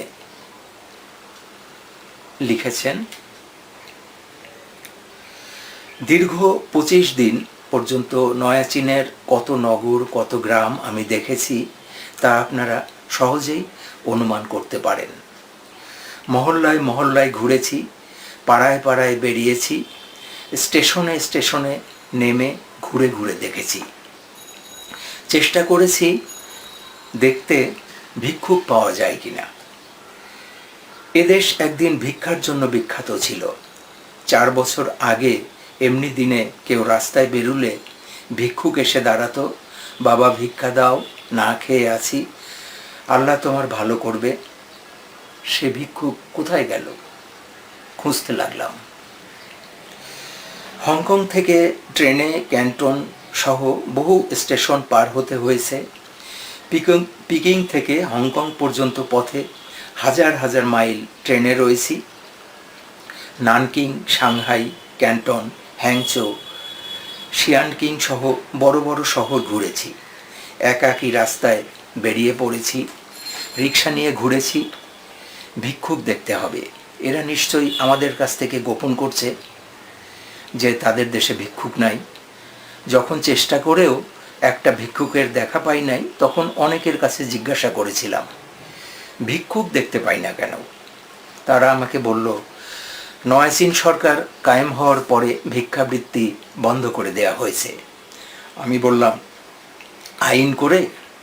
তারা উত্তর করল, না, সরকার প্রত্যেক বড় বড় শহরে, জেলায় জেলায় ভিক্ষুকদের জন্য হোম করেছে, যাকে এক কথায় ওয়ার্ক হাউস বলা হয়। সমস্ত ভিক্ষুককে ধরে সেই ক্যাম্পে নিয়ে যাওয়া হয়, তাদের কাজ দেওয়া হয়, কাজ করে খায়, বিনা কাজে খেতে পায় না। আর যাদের কাজ করার ক্ষমতা নেই, যেমন অন্ধ, আতুর, তাদের সরকারের পক্ষ থেকে খাবার দেওয়া হয়। অনেককে এর মধ্যে কাজ দেওয়া হয়েছে। যাদের কাজ করার ক্ষমতা আছে তারা একথাও স্বীকার করলো, এখনও গ্রামে দু একজন ভিক্ষুক আছে, তাদের খুঁজে পাওয়া যায় নাই, তবে প্রকাশ্যে ভিক্ষা করতে পারে না, লোকে ধরে সরকারি ওয়ার্ক হাউসে পাঠিয়ে দেয়। ৮৬ পৃষ্ঠায় চীনের অতীতকে টেনে এনেছেন বঙ্গবন্ধু। তিনি লিখেছেন, আপনারা নিশ্চয়ই শুনেছেন যে এই জাতটা, মানে চীনাদের কথা বলা হয়েছে, এই জাতটা আফিমখোরের জাত। দুনিয়ায় আফিমখোর বললে এক কথায় চীনকে বোঝা যায়। আমি যখন কলিকাতায় ইসলামিয়া কলেজে পড়াশোনা করতাম, তখন মাঝে মাঝে আমার বন্ধু মিস্টার জহির উদ্দিনের, যিনি ঢাকায় উকিল, বাড়ি যেতাম। যাবার সময় পথে চীনা পাড়া পার হয়ে যেতে হতো। নাকে কাপড় না দিয়ে যাওয়া যেত না, হয় মদের গন্ধ, না হয় অন্য কিছুর দুর্গন্ধ। চীনে যেয়ে আফিম খাওয়ার নেশাটার খোঁজ নেওয়ার চেষ্টা করলাম। শুনে আশ্চর্য হয়ে গেলাম, ব্যাপার কি, সরকারের হুকুম, আফিম খাওয়া চলবে না। আর কার সাধ্য আফিম খায়? আমার মনে হয় অত্যাচার করেই আফিম খাওয়া বন্ধ করা হয়েছে। যদি সরকার খবর জানতে পারে যে কোনো লোক আফিম খায়, তাহলে তাকে কঠোর শাস্তি দেওয়া হয়। সরকারের খবর পেতে কষ্ট হয় না, জনসাধারণই সরকারকে গোপনে খবর দেয়। এমন শোনা গেছে যে আফিম খাওয়া ছাড়তে চায় না, তাই স্ত্রী সরকারকে খবর দিয়েছে যে আমার স্বামী আফিম খায় এবং খাওয়া ছাড়তে চায় না। ছেলে মেয়ে বাবা মার বিরুদ্ধে সরকারকে খবর দিয়েছে, এমন অনেক গল্প আমি শুনলাম। তবে একথা সত্যি যে আফিম খাওয়া একেবারে বন্ধ হয়েছে কিনা বলতে পারি না। তবে শতকরা ৮০ জন লোক যে খাওয়া ছেড়ে দিয়েছে সে সম্বন্ধে সন্দেহ নাই। এখনও আফিম খাওয়ার বিরুদ্ধে তুমুল আন্দোলন চলছে। আমাকে একজন দোভাষী বলেছে, পালাইয়া পালাইয়া এখনও দু একজন খায়, তবে দু তিন বছরের মধ্যে একেবারে বন্ধ হয়ে যাবে। আমাকে আরও বলল, বোঝেন তো, যুগ যুগ ধরে এই অভ্যাস চলে এসেছিল আমাদের দেশে। বিদেশি সাম্রাজ্যবাদীরা আমাদের আফিম দিয়ে ঘুম পাড়াইয়া এই সোনার দেশটাকে শোষণ ও শাসন করেছে। আর এই বিদেশিরা আফিম ব্যবসা করে কোটি কোটি টাকা অর্থ উপার্জন করে নিয়ে গিয়েছে। আর আমাদের দেশের গরিব সর্বস্ব বিক্রি করে শুধু আফিম খেয়েছে।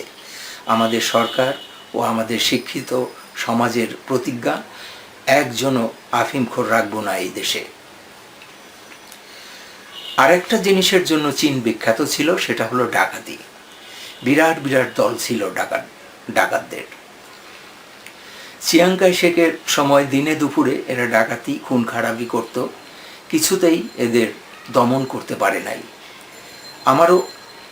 আমরাও অনেক গল্প শুনেছি এই ডাকাতির, কেমন করে মানুষ ধরে নিয়ে যেত, টাকা দিলে ছেড়ে দিত, এক কথায় বলা যেত মগের মুলুক। কিন্তু নতুন সরকার কায়েম হওয়ার পরে কড়া হাতে এদের দমন করা হয়েছে। গ্রামে গ্রামে দল বেঁধে ডাকাত ধরা শুরু হয়েছে, আর সরকার খুব তৎপর হয়ে গ্রামের লোকদের সাহায্য করছে। আস্তে আস্তে ডাকাতি অনেক কমে গেছে। এখনও মাঝে মাঝে ডাকাতি হয়, তবে খুব কম। এক কথায় জনগণ সাহায্য করলে সকল কিছু করাই সম্ভব। শুধু জুলুম করে ও আইন করে এই সমস্ত অন্যায় কাজ বন্ধ করা যায় না। এর সাথে সুষ্ঠু কর্মপন্থারও প্রয়োজন। চীন সরকার সেই দিকে নজর দিয়েছে বলে মনে হলো। এই সমস্ত ডাকাতি, চুরি, খুনের প্রধান কারণ হলো বেকার সমস্যা। আপনারা জানেন 60 কোটি লোকের এই দেশে কোটি কোটি লোক বেকার ছিল। তাদের না ছিল জমি, না ছিল চাকরি, না ছিল কাজ। তাই তারা কি করে খাবে? এই সমস্ত কাজ কিছু লোক করে অভ্যাসের দোষে, আর কিছু লোক করতে বাধ্য হয় অভাবের তাড়নায়। পেটে খাবার না থাকলে, ছেলেমেয়ের সামনে না খেয়ে মরলে, রোগে ওষুধের বন্দোবস্ত করতে না পারলে মানুষ অনেক সময় বাধ্য হয় চুরি করতে, ডাকাতি করতে এবং ছলে বলে কৌশলে অর্থ উপার্জন করে ছেলেমেয়েদের খাওয়াতে। তাই চীন সরকার প্রধান কাজ হিসাবে গ্রহণ করলো কি করে বেকার সমস্যা দূর করা যায়। বেকার সমস্যা দূর করতে হলে সুষ্ঠু পরিকল্পনা দরকার।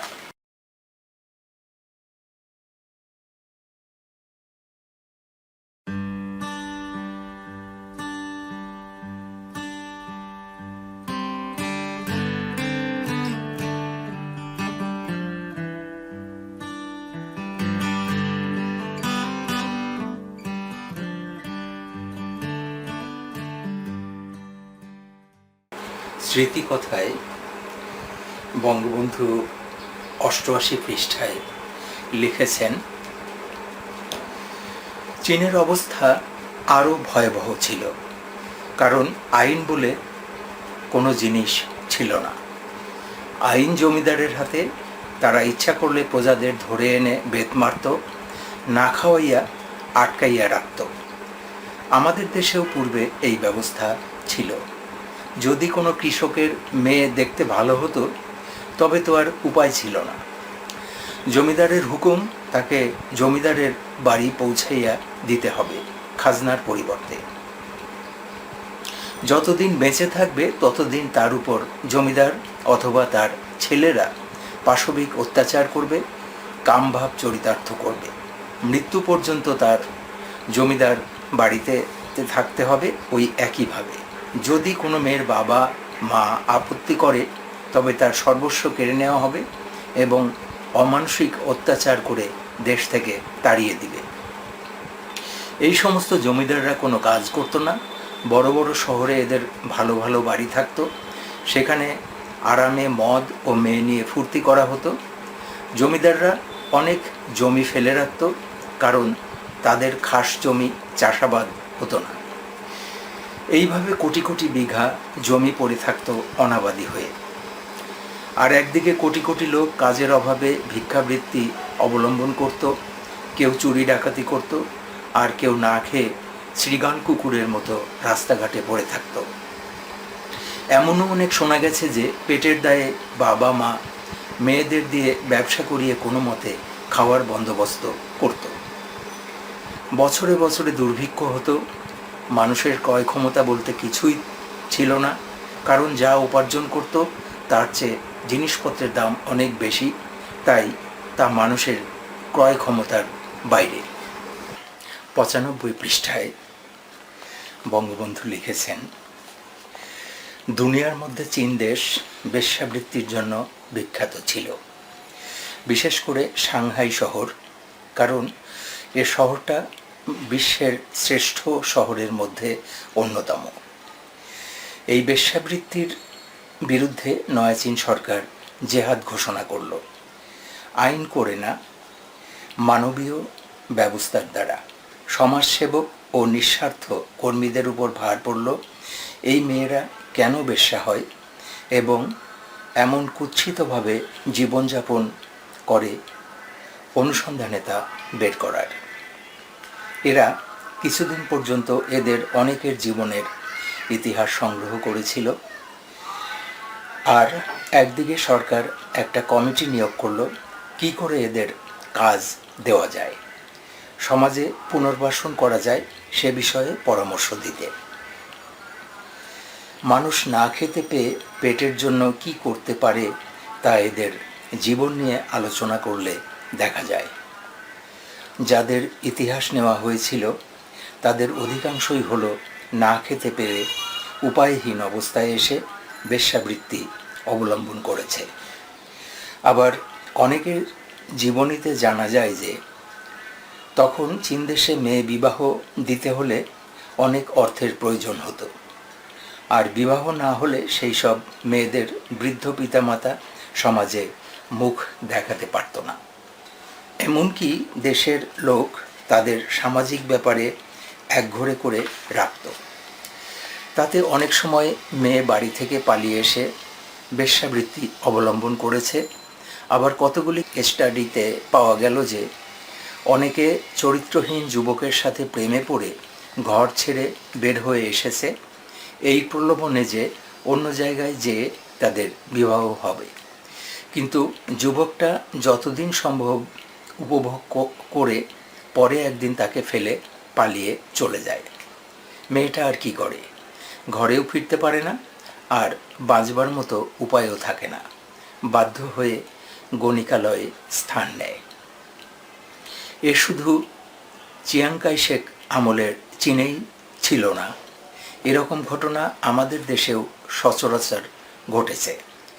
চীনের এই রিপোর্টগুলি আমার সম্পূর্ণ বিশ্বাস হলো, কারণ আমার দেশের কথা তখনই মনে পড়ল 1943 সালের দুর্ভিক্ষে আমি দেখেছি কত ভদ্র পরিবারের মেয়েরা সতীত্ব বিসর্জন দিয়ে অর্থ উপার্জন করেছে না খাওয়া বাবা মাকে খাওয়াবার জন্য।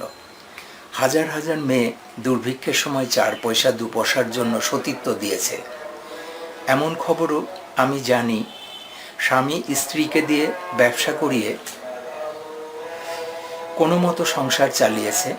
আমি তখন রিলিফের কাজ করতেছিলাম, তাই এ পরীক্ষা না দিয়া রাত দিন রিলিফের কাজ করতাম। আমার সাথে অনেক ভিখারির আলাপ হয়েছে, চোখের পানি ফেলে দিয়ে তারা বলেছে, বাবা পেটের দায়ে আর কি করি।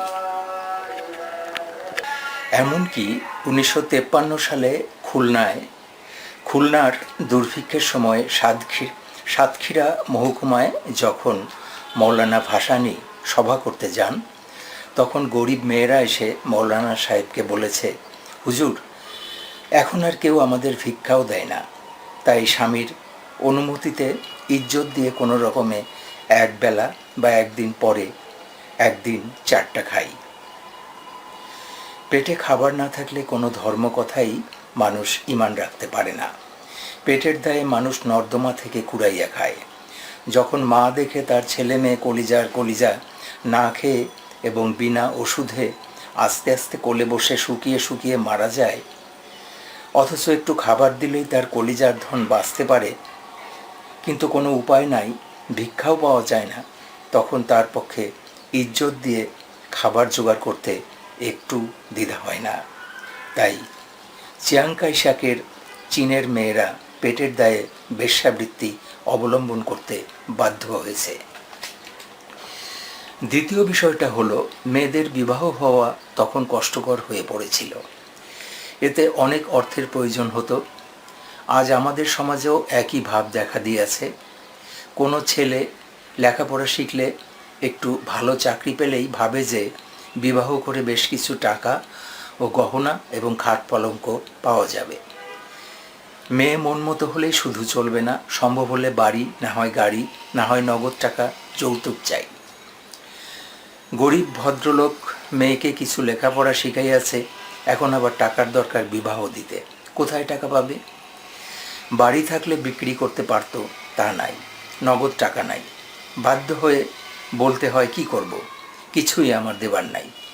তখন আর মেয়ের বিবাহ হবে না। মেয়ের বিবাহ না হলে সমাজ ঘৃণা করবে, তখন সেই মেয়ের আর কি উপায় থাকে? আস্তে আস্তে আমাদের সমাজে এই ঘৃণ্য ব্যাধিটা ঢুকে পড়েছে। এই দোষটা যখন আরও প্রকট হয়ে দেখা দিবে, তখন সমাজের ধ্বংসের আর বেশি দিন বাকি থাকবে না। তখন মেয়েরা সমাজে মুখ দেখাতে না পেরে তাদের পথ তারা দেখবে। আমি আমার দেশের মেয়েদের অনুরোধ করব, যে ছেলে এইভাবে অর্থ চাইবে মেয়েরই বিবাহ করা উচিত না। সময় থাকতে এর বিরুদ্ধে আন্দোলন করা উচিত এবং আমাদের দেশের শিক্ষিত মেয়েদের এগিয়ে আসা উচিত। মানবসৃষ্ট এই সামাজিক ও অর্থনৈতিক বৈষম্যের ফলজনিত কুপ্রথার বিরুদ্ধে আন্দোলনে আমাদের মতো বহু যুবকের সাহায্য তারা পাবে। চিয়াং কাই শেকের আমলের এই অন্যায় অত্যাচার সমাজ থেকে নয়া চীন তুলে দিয়েছে। আমি আমার দোভাষীর মাধ্যমে সাংহাই শান্তি কমিটির নেতার সঙ্গে আলাপ করলাম এবং জিজ্ঞাসা করলাম, আপনারা বেশ্যাবৃত্তি কি করে তুলে দিলেন? তারা বলল, আইন করে তুলে দেন নাই, তবে কি অত্যাচার করে তুলে দিয়েছেন? উত্তরে বললেন, না, অত্যাচার করে তুলে দেই নাই, আবার আইন করেও তুলে দেই নাই। আইন করে তুলে দিলে কি হবে? এদের তো বাঁচাতে হবে। এদের খাওয়া থাকার ব্যবস্থা করে দিলেই তারপর আইন করা যায়। শুধু আইন করলেই কোনো কাজ হয় না। আমাদের সরকার প্রথম গণনা করলো কত বেশ্যা চীন দেশে আছে, তারপর তাদের জন্য কিছু কাজের ব্যবস্থা করা হলো। আমরা প্রত্যেক সমাজসেবক প্রথমে তাদের কাছে যে বোঝাতে লাগলাম, তোমরা এই বেশ্যাবৃত্তি ছেড়ে দাও, তোমাদের কাজের বন্দোবস্ত করে দিতেছি, তোমরা ফ্যাক্টরিতে কাজ করবা অন্য মেয়েরা যেভাবে করে, তারপর যাকে পছন্দ করবা তার যদি মত হয় তবে তোমাদের বিবাহ হবে, সংসার হবে, ছেলে মেয়ে হবে, তোমরা সাধারণ মানুষের মতো বাস করতে পারবা। এভাবে জীবন নষ্ট করে তোমাদের লাভ কি? এইভাবে দলে দলে কর্মীরা তাদের সাথে দেখা করে আলোচনা করতে শুরু করলো। একমাত্র সাংহাই শহরে 40,000-এর বেশি বেশ্যা ছিল। আলোচনার ফল কিছুটা ভালো হলো। প্রথমে শতকরা 30 জন বেশ্যাবৃত্তি ছেড়ে দিয়ে কাজ নিতে রাজি হলো। তাদের সকলের চিকিৎসার বন্দোবস্ত করা হলো, তাদের স্বাস্থ্য পরীক্ষা করে ফ্যাক্টরিতে কাজ দেওয়া হলো। কয়েক মাস পরে আবার কর্মীরা বাকি বেশ্যাদের কাছে যে বোঝাতে লাগলো এবং বলল, তোমরা দেখে আসো তোমাদের সাথে যারা ছিল তাদের অবস্থা কেমন করে ফিরে গেছে। তারা সংসারে স্থান পেয়েছে, অনেকের বিবাহ হয়েছে, বাড়ি পেয়েছে, তাদের অবস্থার কত পরিবর্তন হয়েছে। সে সময় আরও প্রায় শতকরা 30 জন বেশ্যাবৃত্তি ছেড়ে ফ্যাক্টরিতে কাজ নিল।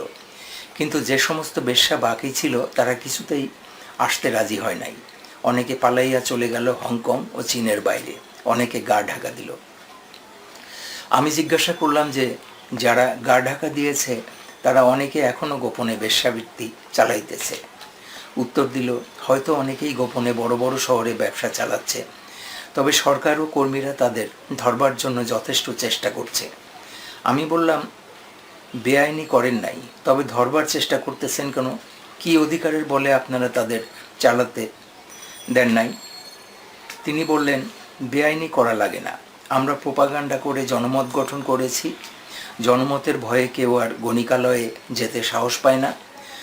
ধরার অর্থ হইতেছে আমরা রোজ যেয়ে ওদের পরামর্শ দেই এবং জীবন অতিষ্ঠ করে তুলি। এদের মধ্যে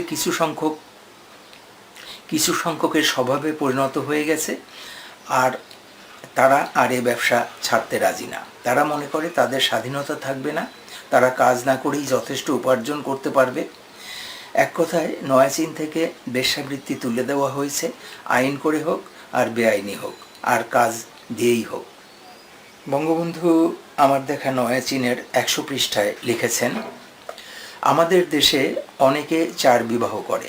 পুরুষ যদি 4 বিবাহ করে তবে মেয়েরা অন্যায় করেছে কি? কোরআনে এ কথা কোথাও নাই যে 4 বিবাহ করো। কোরআন মজিদে লেখা আছে যে 1 বিবাহ করো, তবে তুমি 2 বা 3 বা 4টা পর্যন্ত বিবাহ করতে পারো যদি সকল স্ত্রীকে সমানভাবে দেখতে পারো। কিন্তু আমি প্রশ্ন করি, এমন কোনো মানুষ জন্মগ্রহণ করেছে কি যে সমানভাবে সকল স্ত্রীকে দেখতে পারে?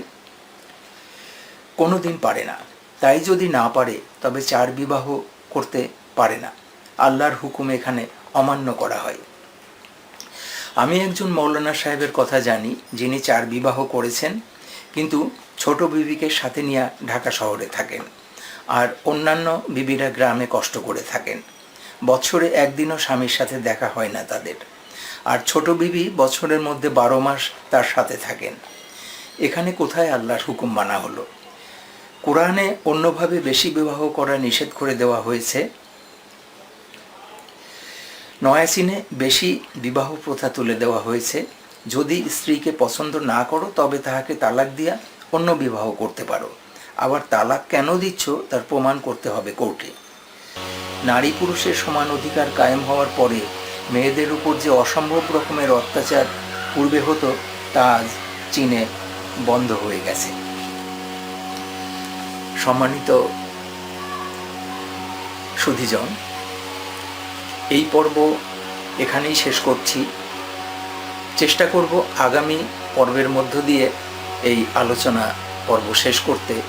যদি কোনো কারণে বড় হয়ে যায় তাহলে হয়তো আরও একটি পর্ব হতে পারে।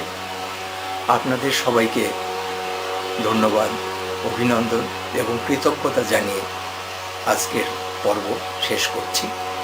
ভালো থাকুন।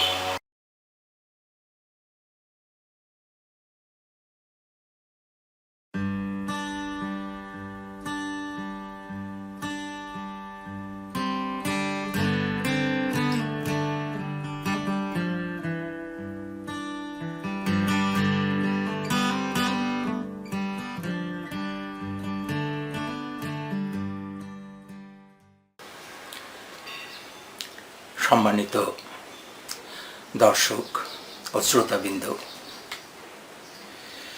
বই নিয়ে কথার শেষ পর্বে বঙ্গবন্ধুর চীন সফর নিয়েই বলছি। বঙ্গবন্ধু চীন থেকে ঘুরে আসার পর যা বলেছেন সেটা আমার দেখা নয়া চীন গ্রন্থের 107 পৃষ্ঠায়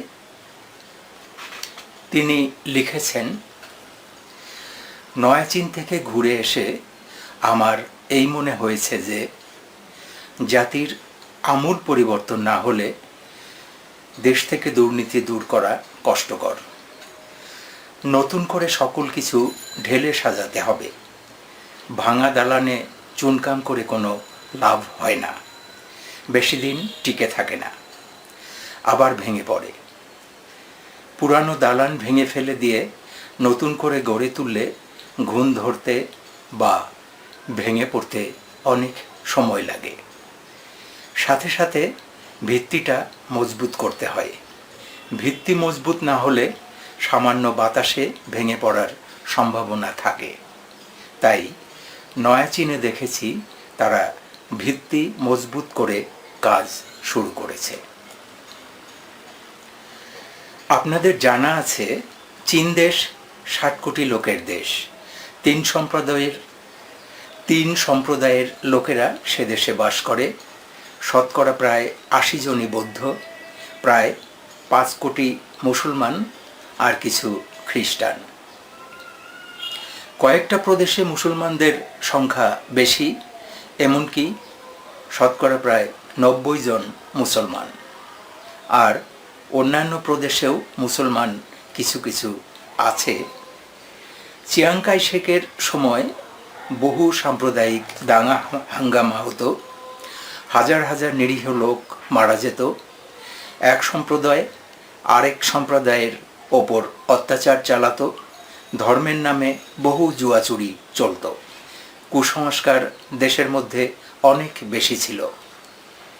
সিংকিয়াং প্রদেশের গভর্নর জনাব বোরহান শহীদ, পিকিং বিশ্ববিদ্যালয়ের প্রফেসর জনাব হালিম ও একজন সাধারণ কর্মী জনাব ইউসুফের সাথে আলাপ করে মুসলমানদের দুরবস্থা সম্বন্ধে অনেক কথা শুনেছি।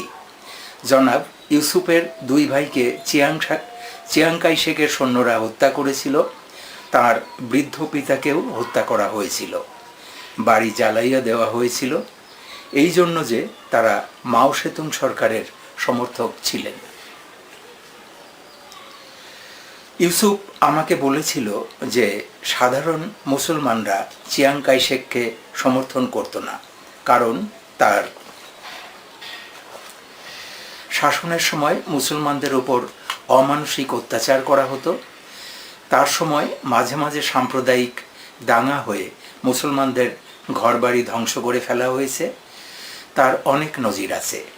বহু লোককে হত্যা করা হয়েছে, যাদের অনেকের নাম সে আমাকে বলেছিল, মনে নাই। তখন ধর্মের নামে শোষণ চলত। ধর্মকে ব্যবহার করা হতো শোষক সম্প্রদায়ের সুবিধার জন্য। শুধু মুসলমান ধর্মের মধ্যেই এই প্রবণতা ছিল না, প্রত্যেক ধর্মের মধ্যেই ছিল। সকলের চেয়ে বেশি ছিল বৌদ্ধ ধর্মের মধ্যে। রাষ্ট্রনায়করা বৌদ্ধ ধর্মের রক্ষাকর্তা হিসাবে দেশকে ধর্মের নামে শাসন ও শোষণ করত এবং ধর্মকে ব্যবহার করত নিজেদের স্বার্থের জন্য।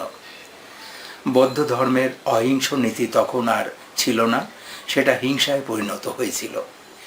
হাজার হাজার লোককে গুলি করে হত্যা করে চিয়াং কাই শেকের দল দাঙ্গা হাঙ্গামা লাগিয়ে রাখত নিজেদের স্বার্থ সিদ্ধির জন্য।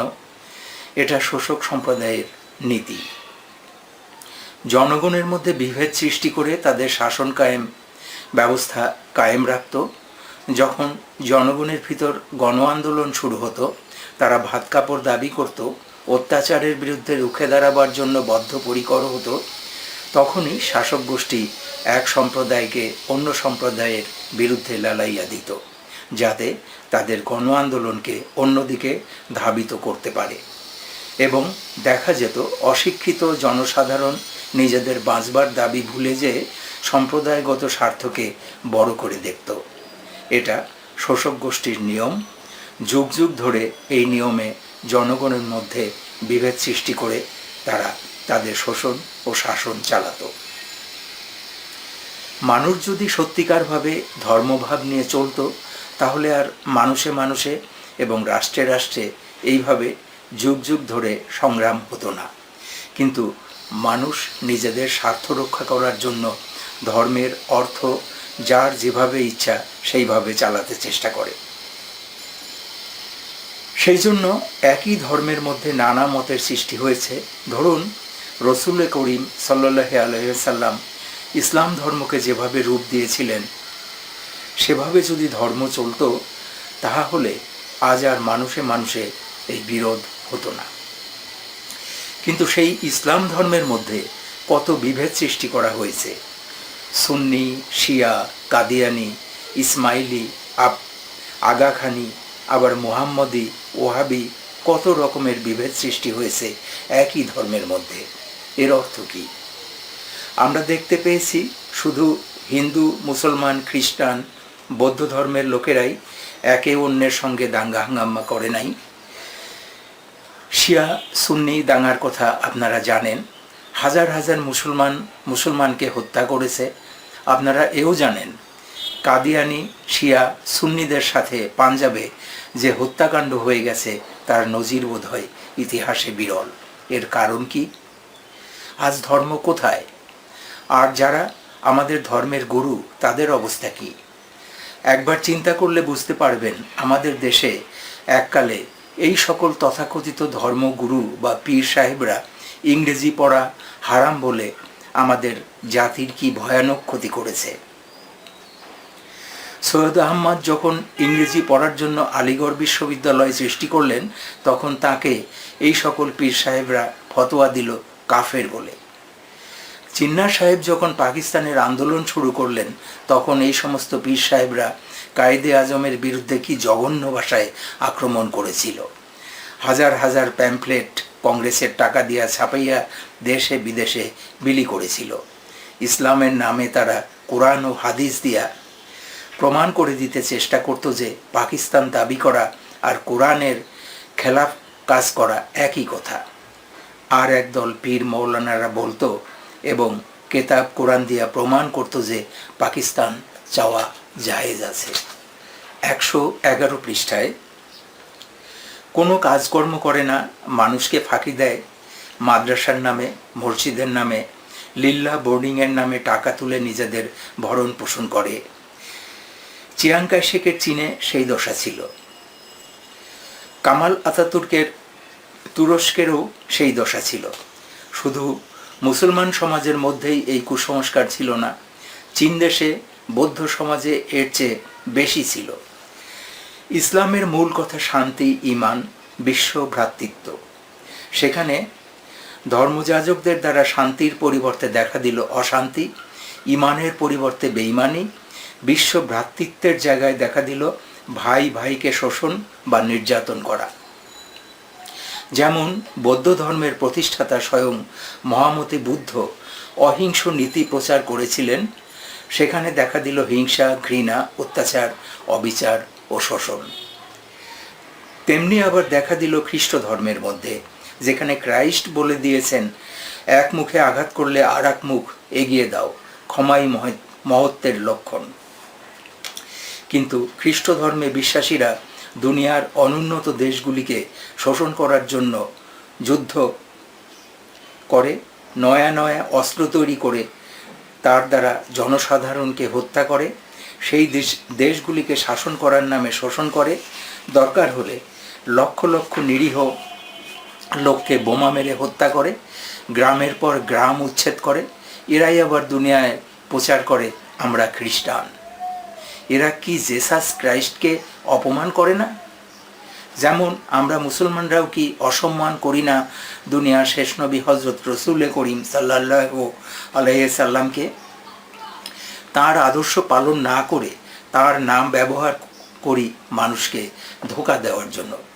তেমনি ভারতের দিকে চেয়ে দেখুন, হিন্দু ধর্মের রক্ষকরা জায়গায় জায়গায় মুসলমানদের হত্যা করছে ধর্মের নামে। এক হিন্দু অন্য হিন্দুর ছোঁয়া পানি পর্যন্ত খায় না, কারণ যার যাবে। চীন দেশের অধিকাংশের বেশি লোক বৌদ্ধ। তারা সেখানে বৌদ্ধ ধর্মের নামের দোহাই দিয়ে নিরীহ মুসলমানদের উপর, খ্রিস্টানদের উপর অত্যাচার করেছে। চিয়াং কাই শেক সরকার এই অত্যাচার কোনোদিন বন্ধ করতে পারে নাই বা চেষ্টা করে নাই। সরকার ইচ্ছা করলে সাম্প্রদায়িক দাঙ্গা হাঙ্গামা বন্ধ করতে পারে না, এ আমি ব্যক্তিগতভাবে বিশ্বাস করি না। আজ হিন্দুস্তানে পণ্ডিত জওহরলাল নেহরু যদি চান না কোনো সম্প্রদায় এবং অন্য সম্প্রদায়ের ওপর অত্যাচার করুক, কিন্তু তার সরকারের পক্ষে দাঙ্গা বন্ধ করা সম্ভব হচ্ছে না, কারণ তার দলবলের মধ্যে এমন লোক আছে যারা এটাকে জিয়াইয়া রাখতে চায়। তাই পণ্ডিতজি শত চেষ্টা করেও দাঙ্গা থামাতে সমর্থ হচ্ছেন না। এই একইভাবে চিয়াং কাই শেকের চীনে দাঙ্গা হাঙ্গামা হয়ে গ্রামের পর গ্রাম, শহরের পর শহর ছারখার হয়ে যেত।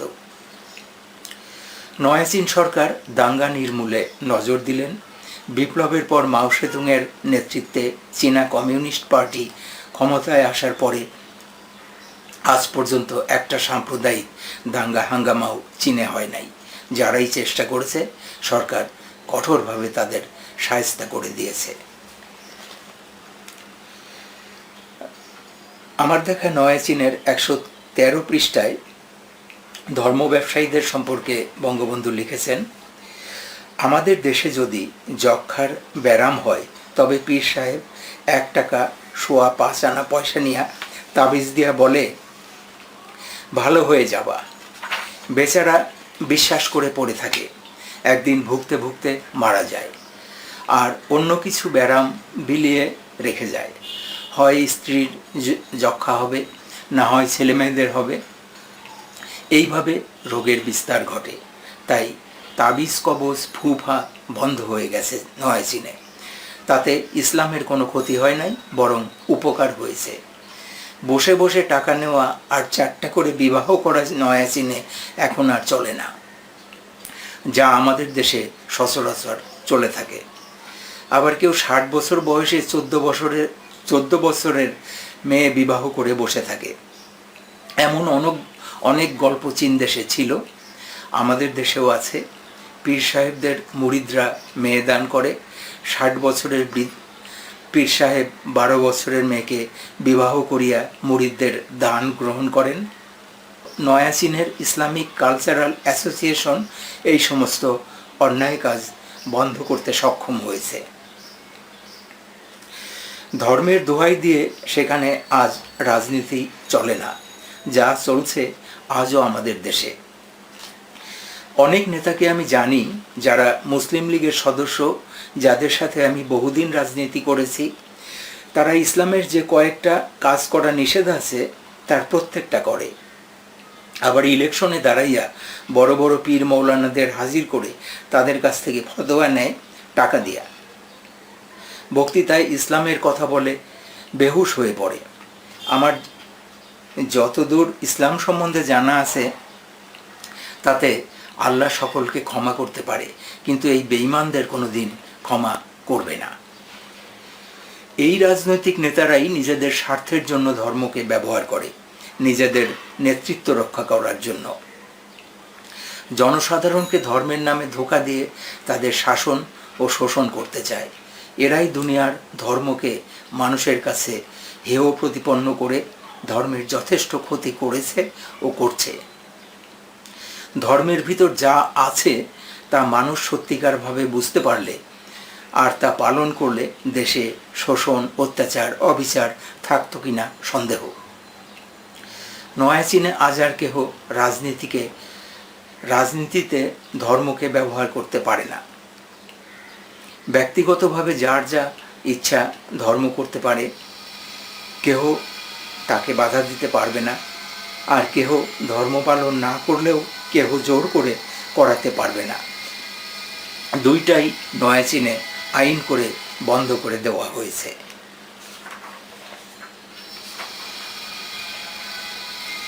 মূলত বঙ্গবন্ধুর চীন সফর এবং সেখানে ধর্মীয় বিষয় নিয়ে তিনি যে ধারণাগুলো দিয়েছেন তা আমরা জানতে পারলাম। এ বই নিয়ে আলোচনার এটাই ছিল শেষ পর্ব। যারা দর্শক শ্রোতা ছিলেন, অনেক ধৈর্য ধরে এই যে কয়টি পর্ব তৈরি করতে পেরেছি তা আপনারা দেখেছেন এবং শুনেছেন, সেজন্য আমি আপনাদের কাছে কৃতজ্ঞ।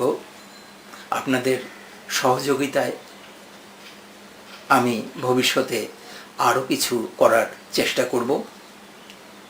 আপনাদের সবাইকে ধন্যবাদ। সবাই ভালো থাকুন। আবার দেখা হবে।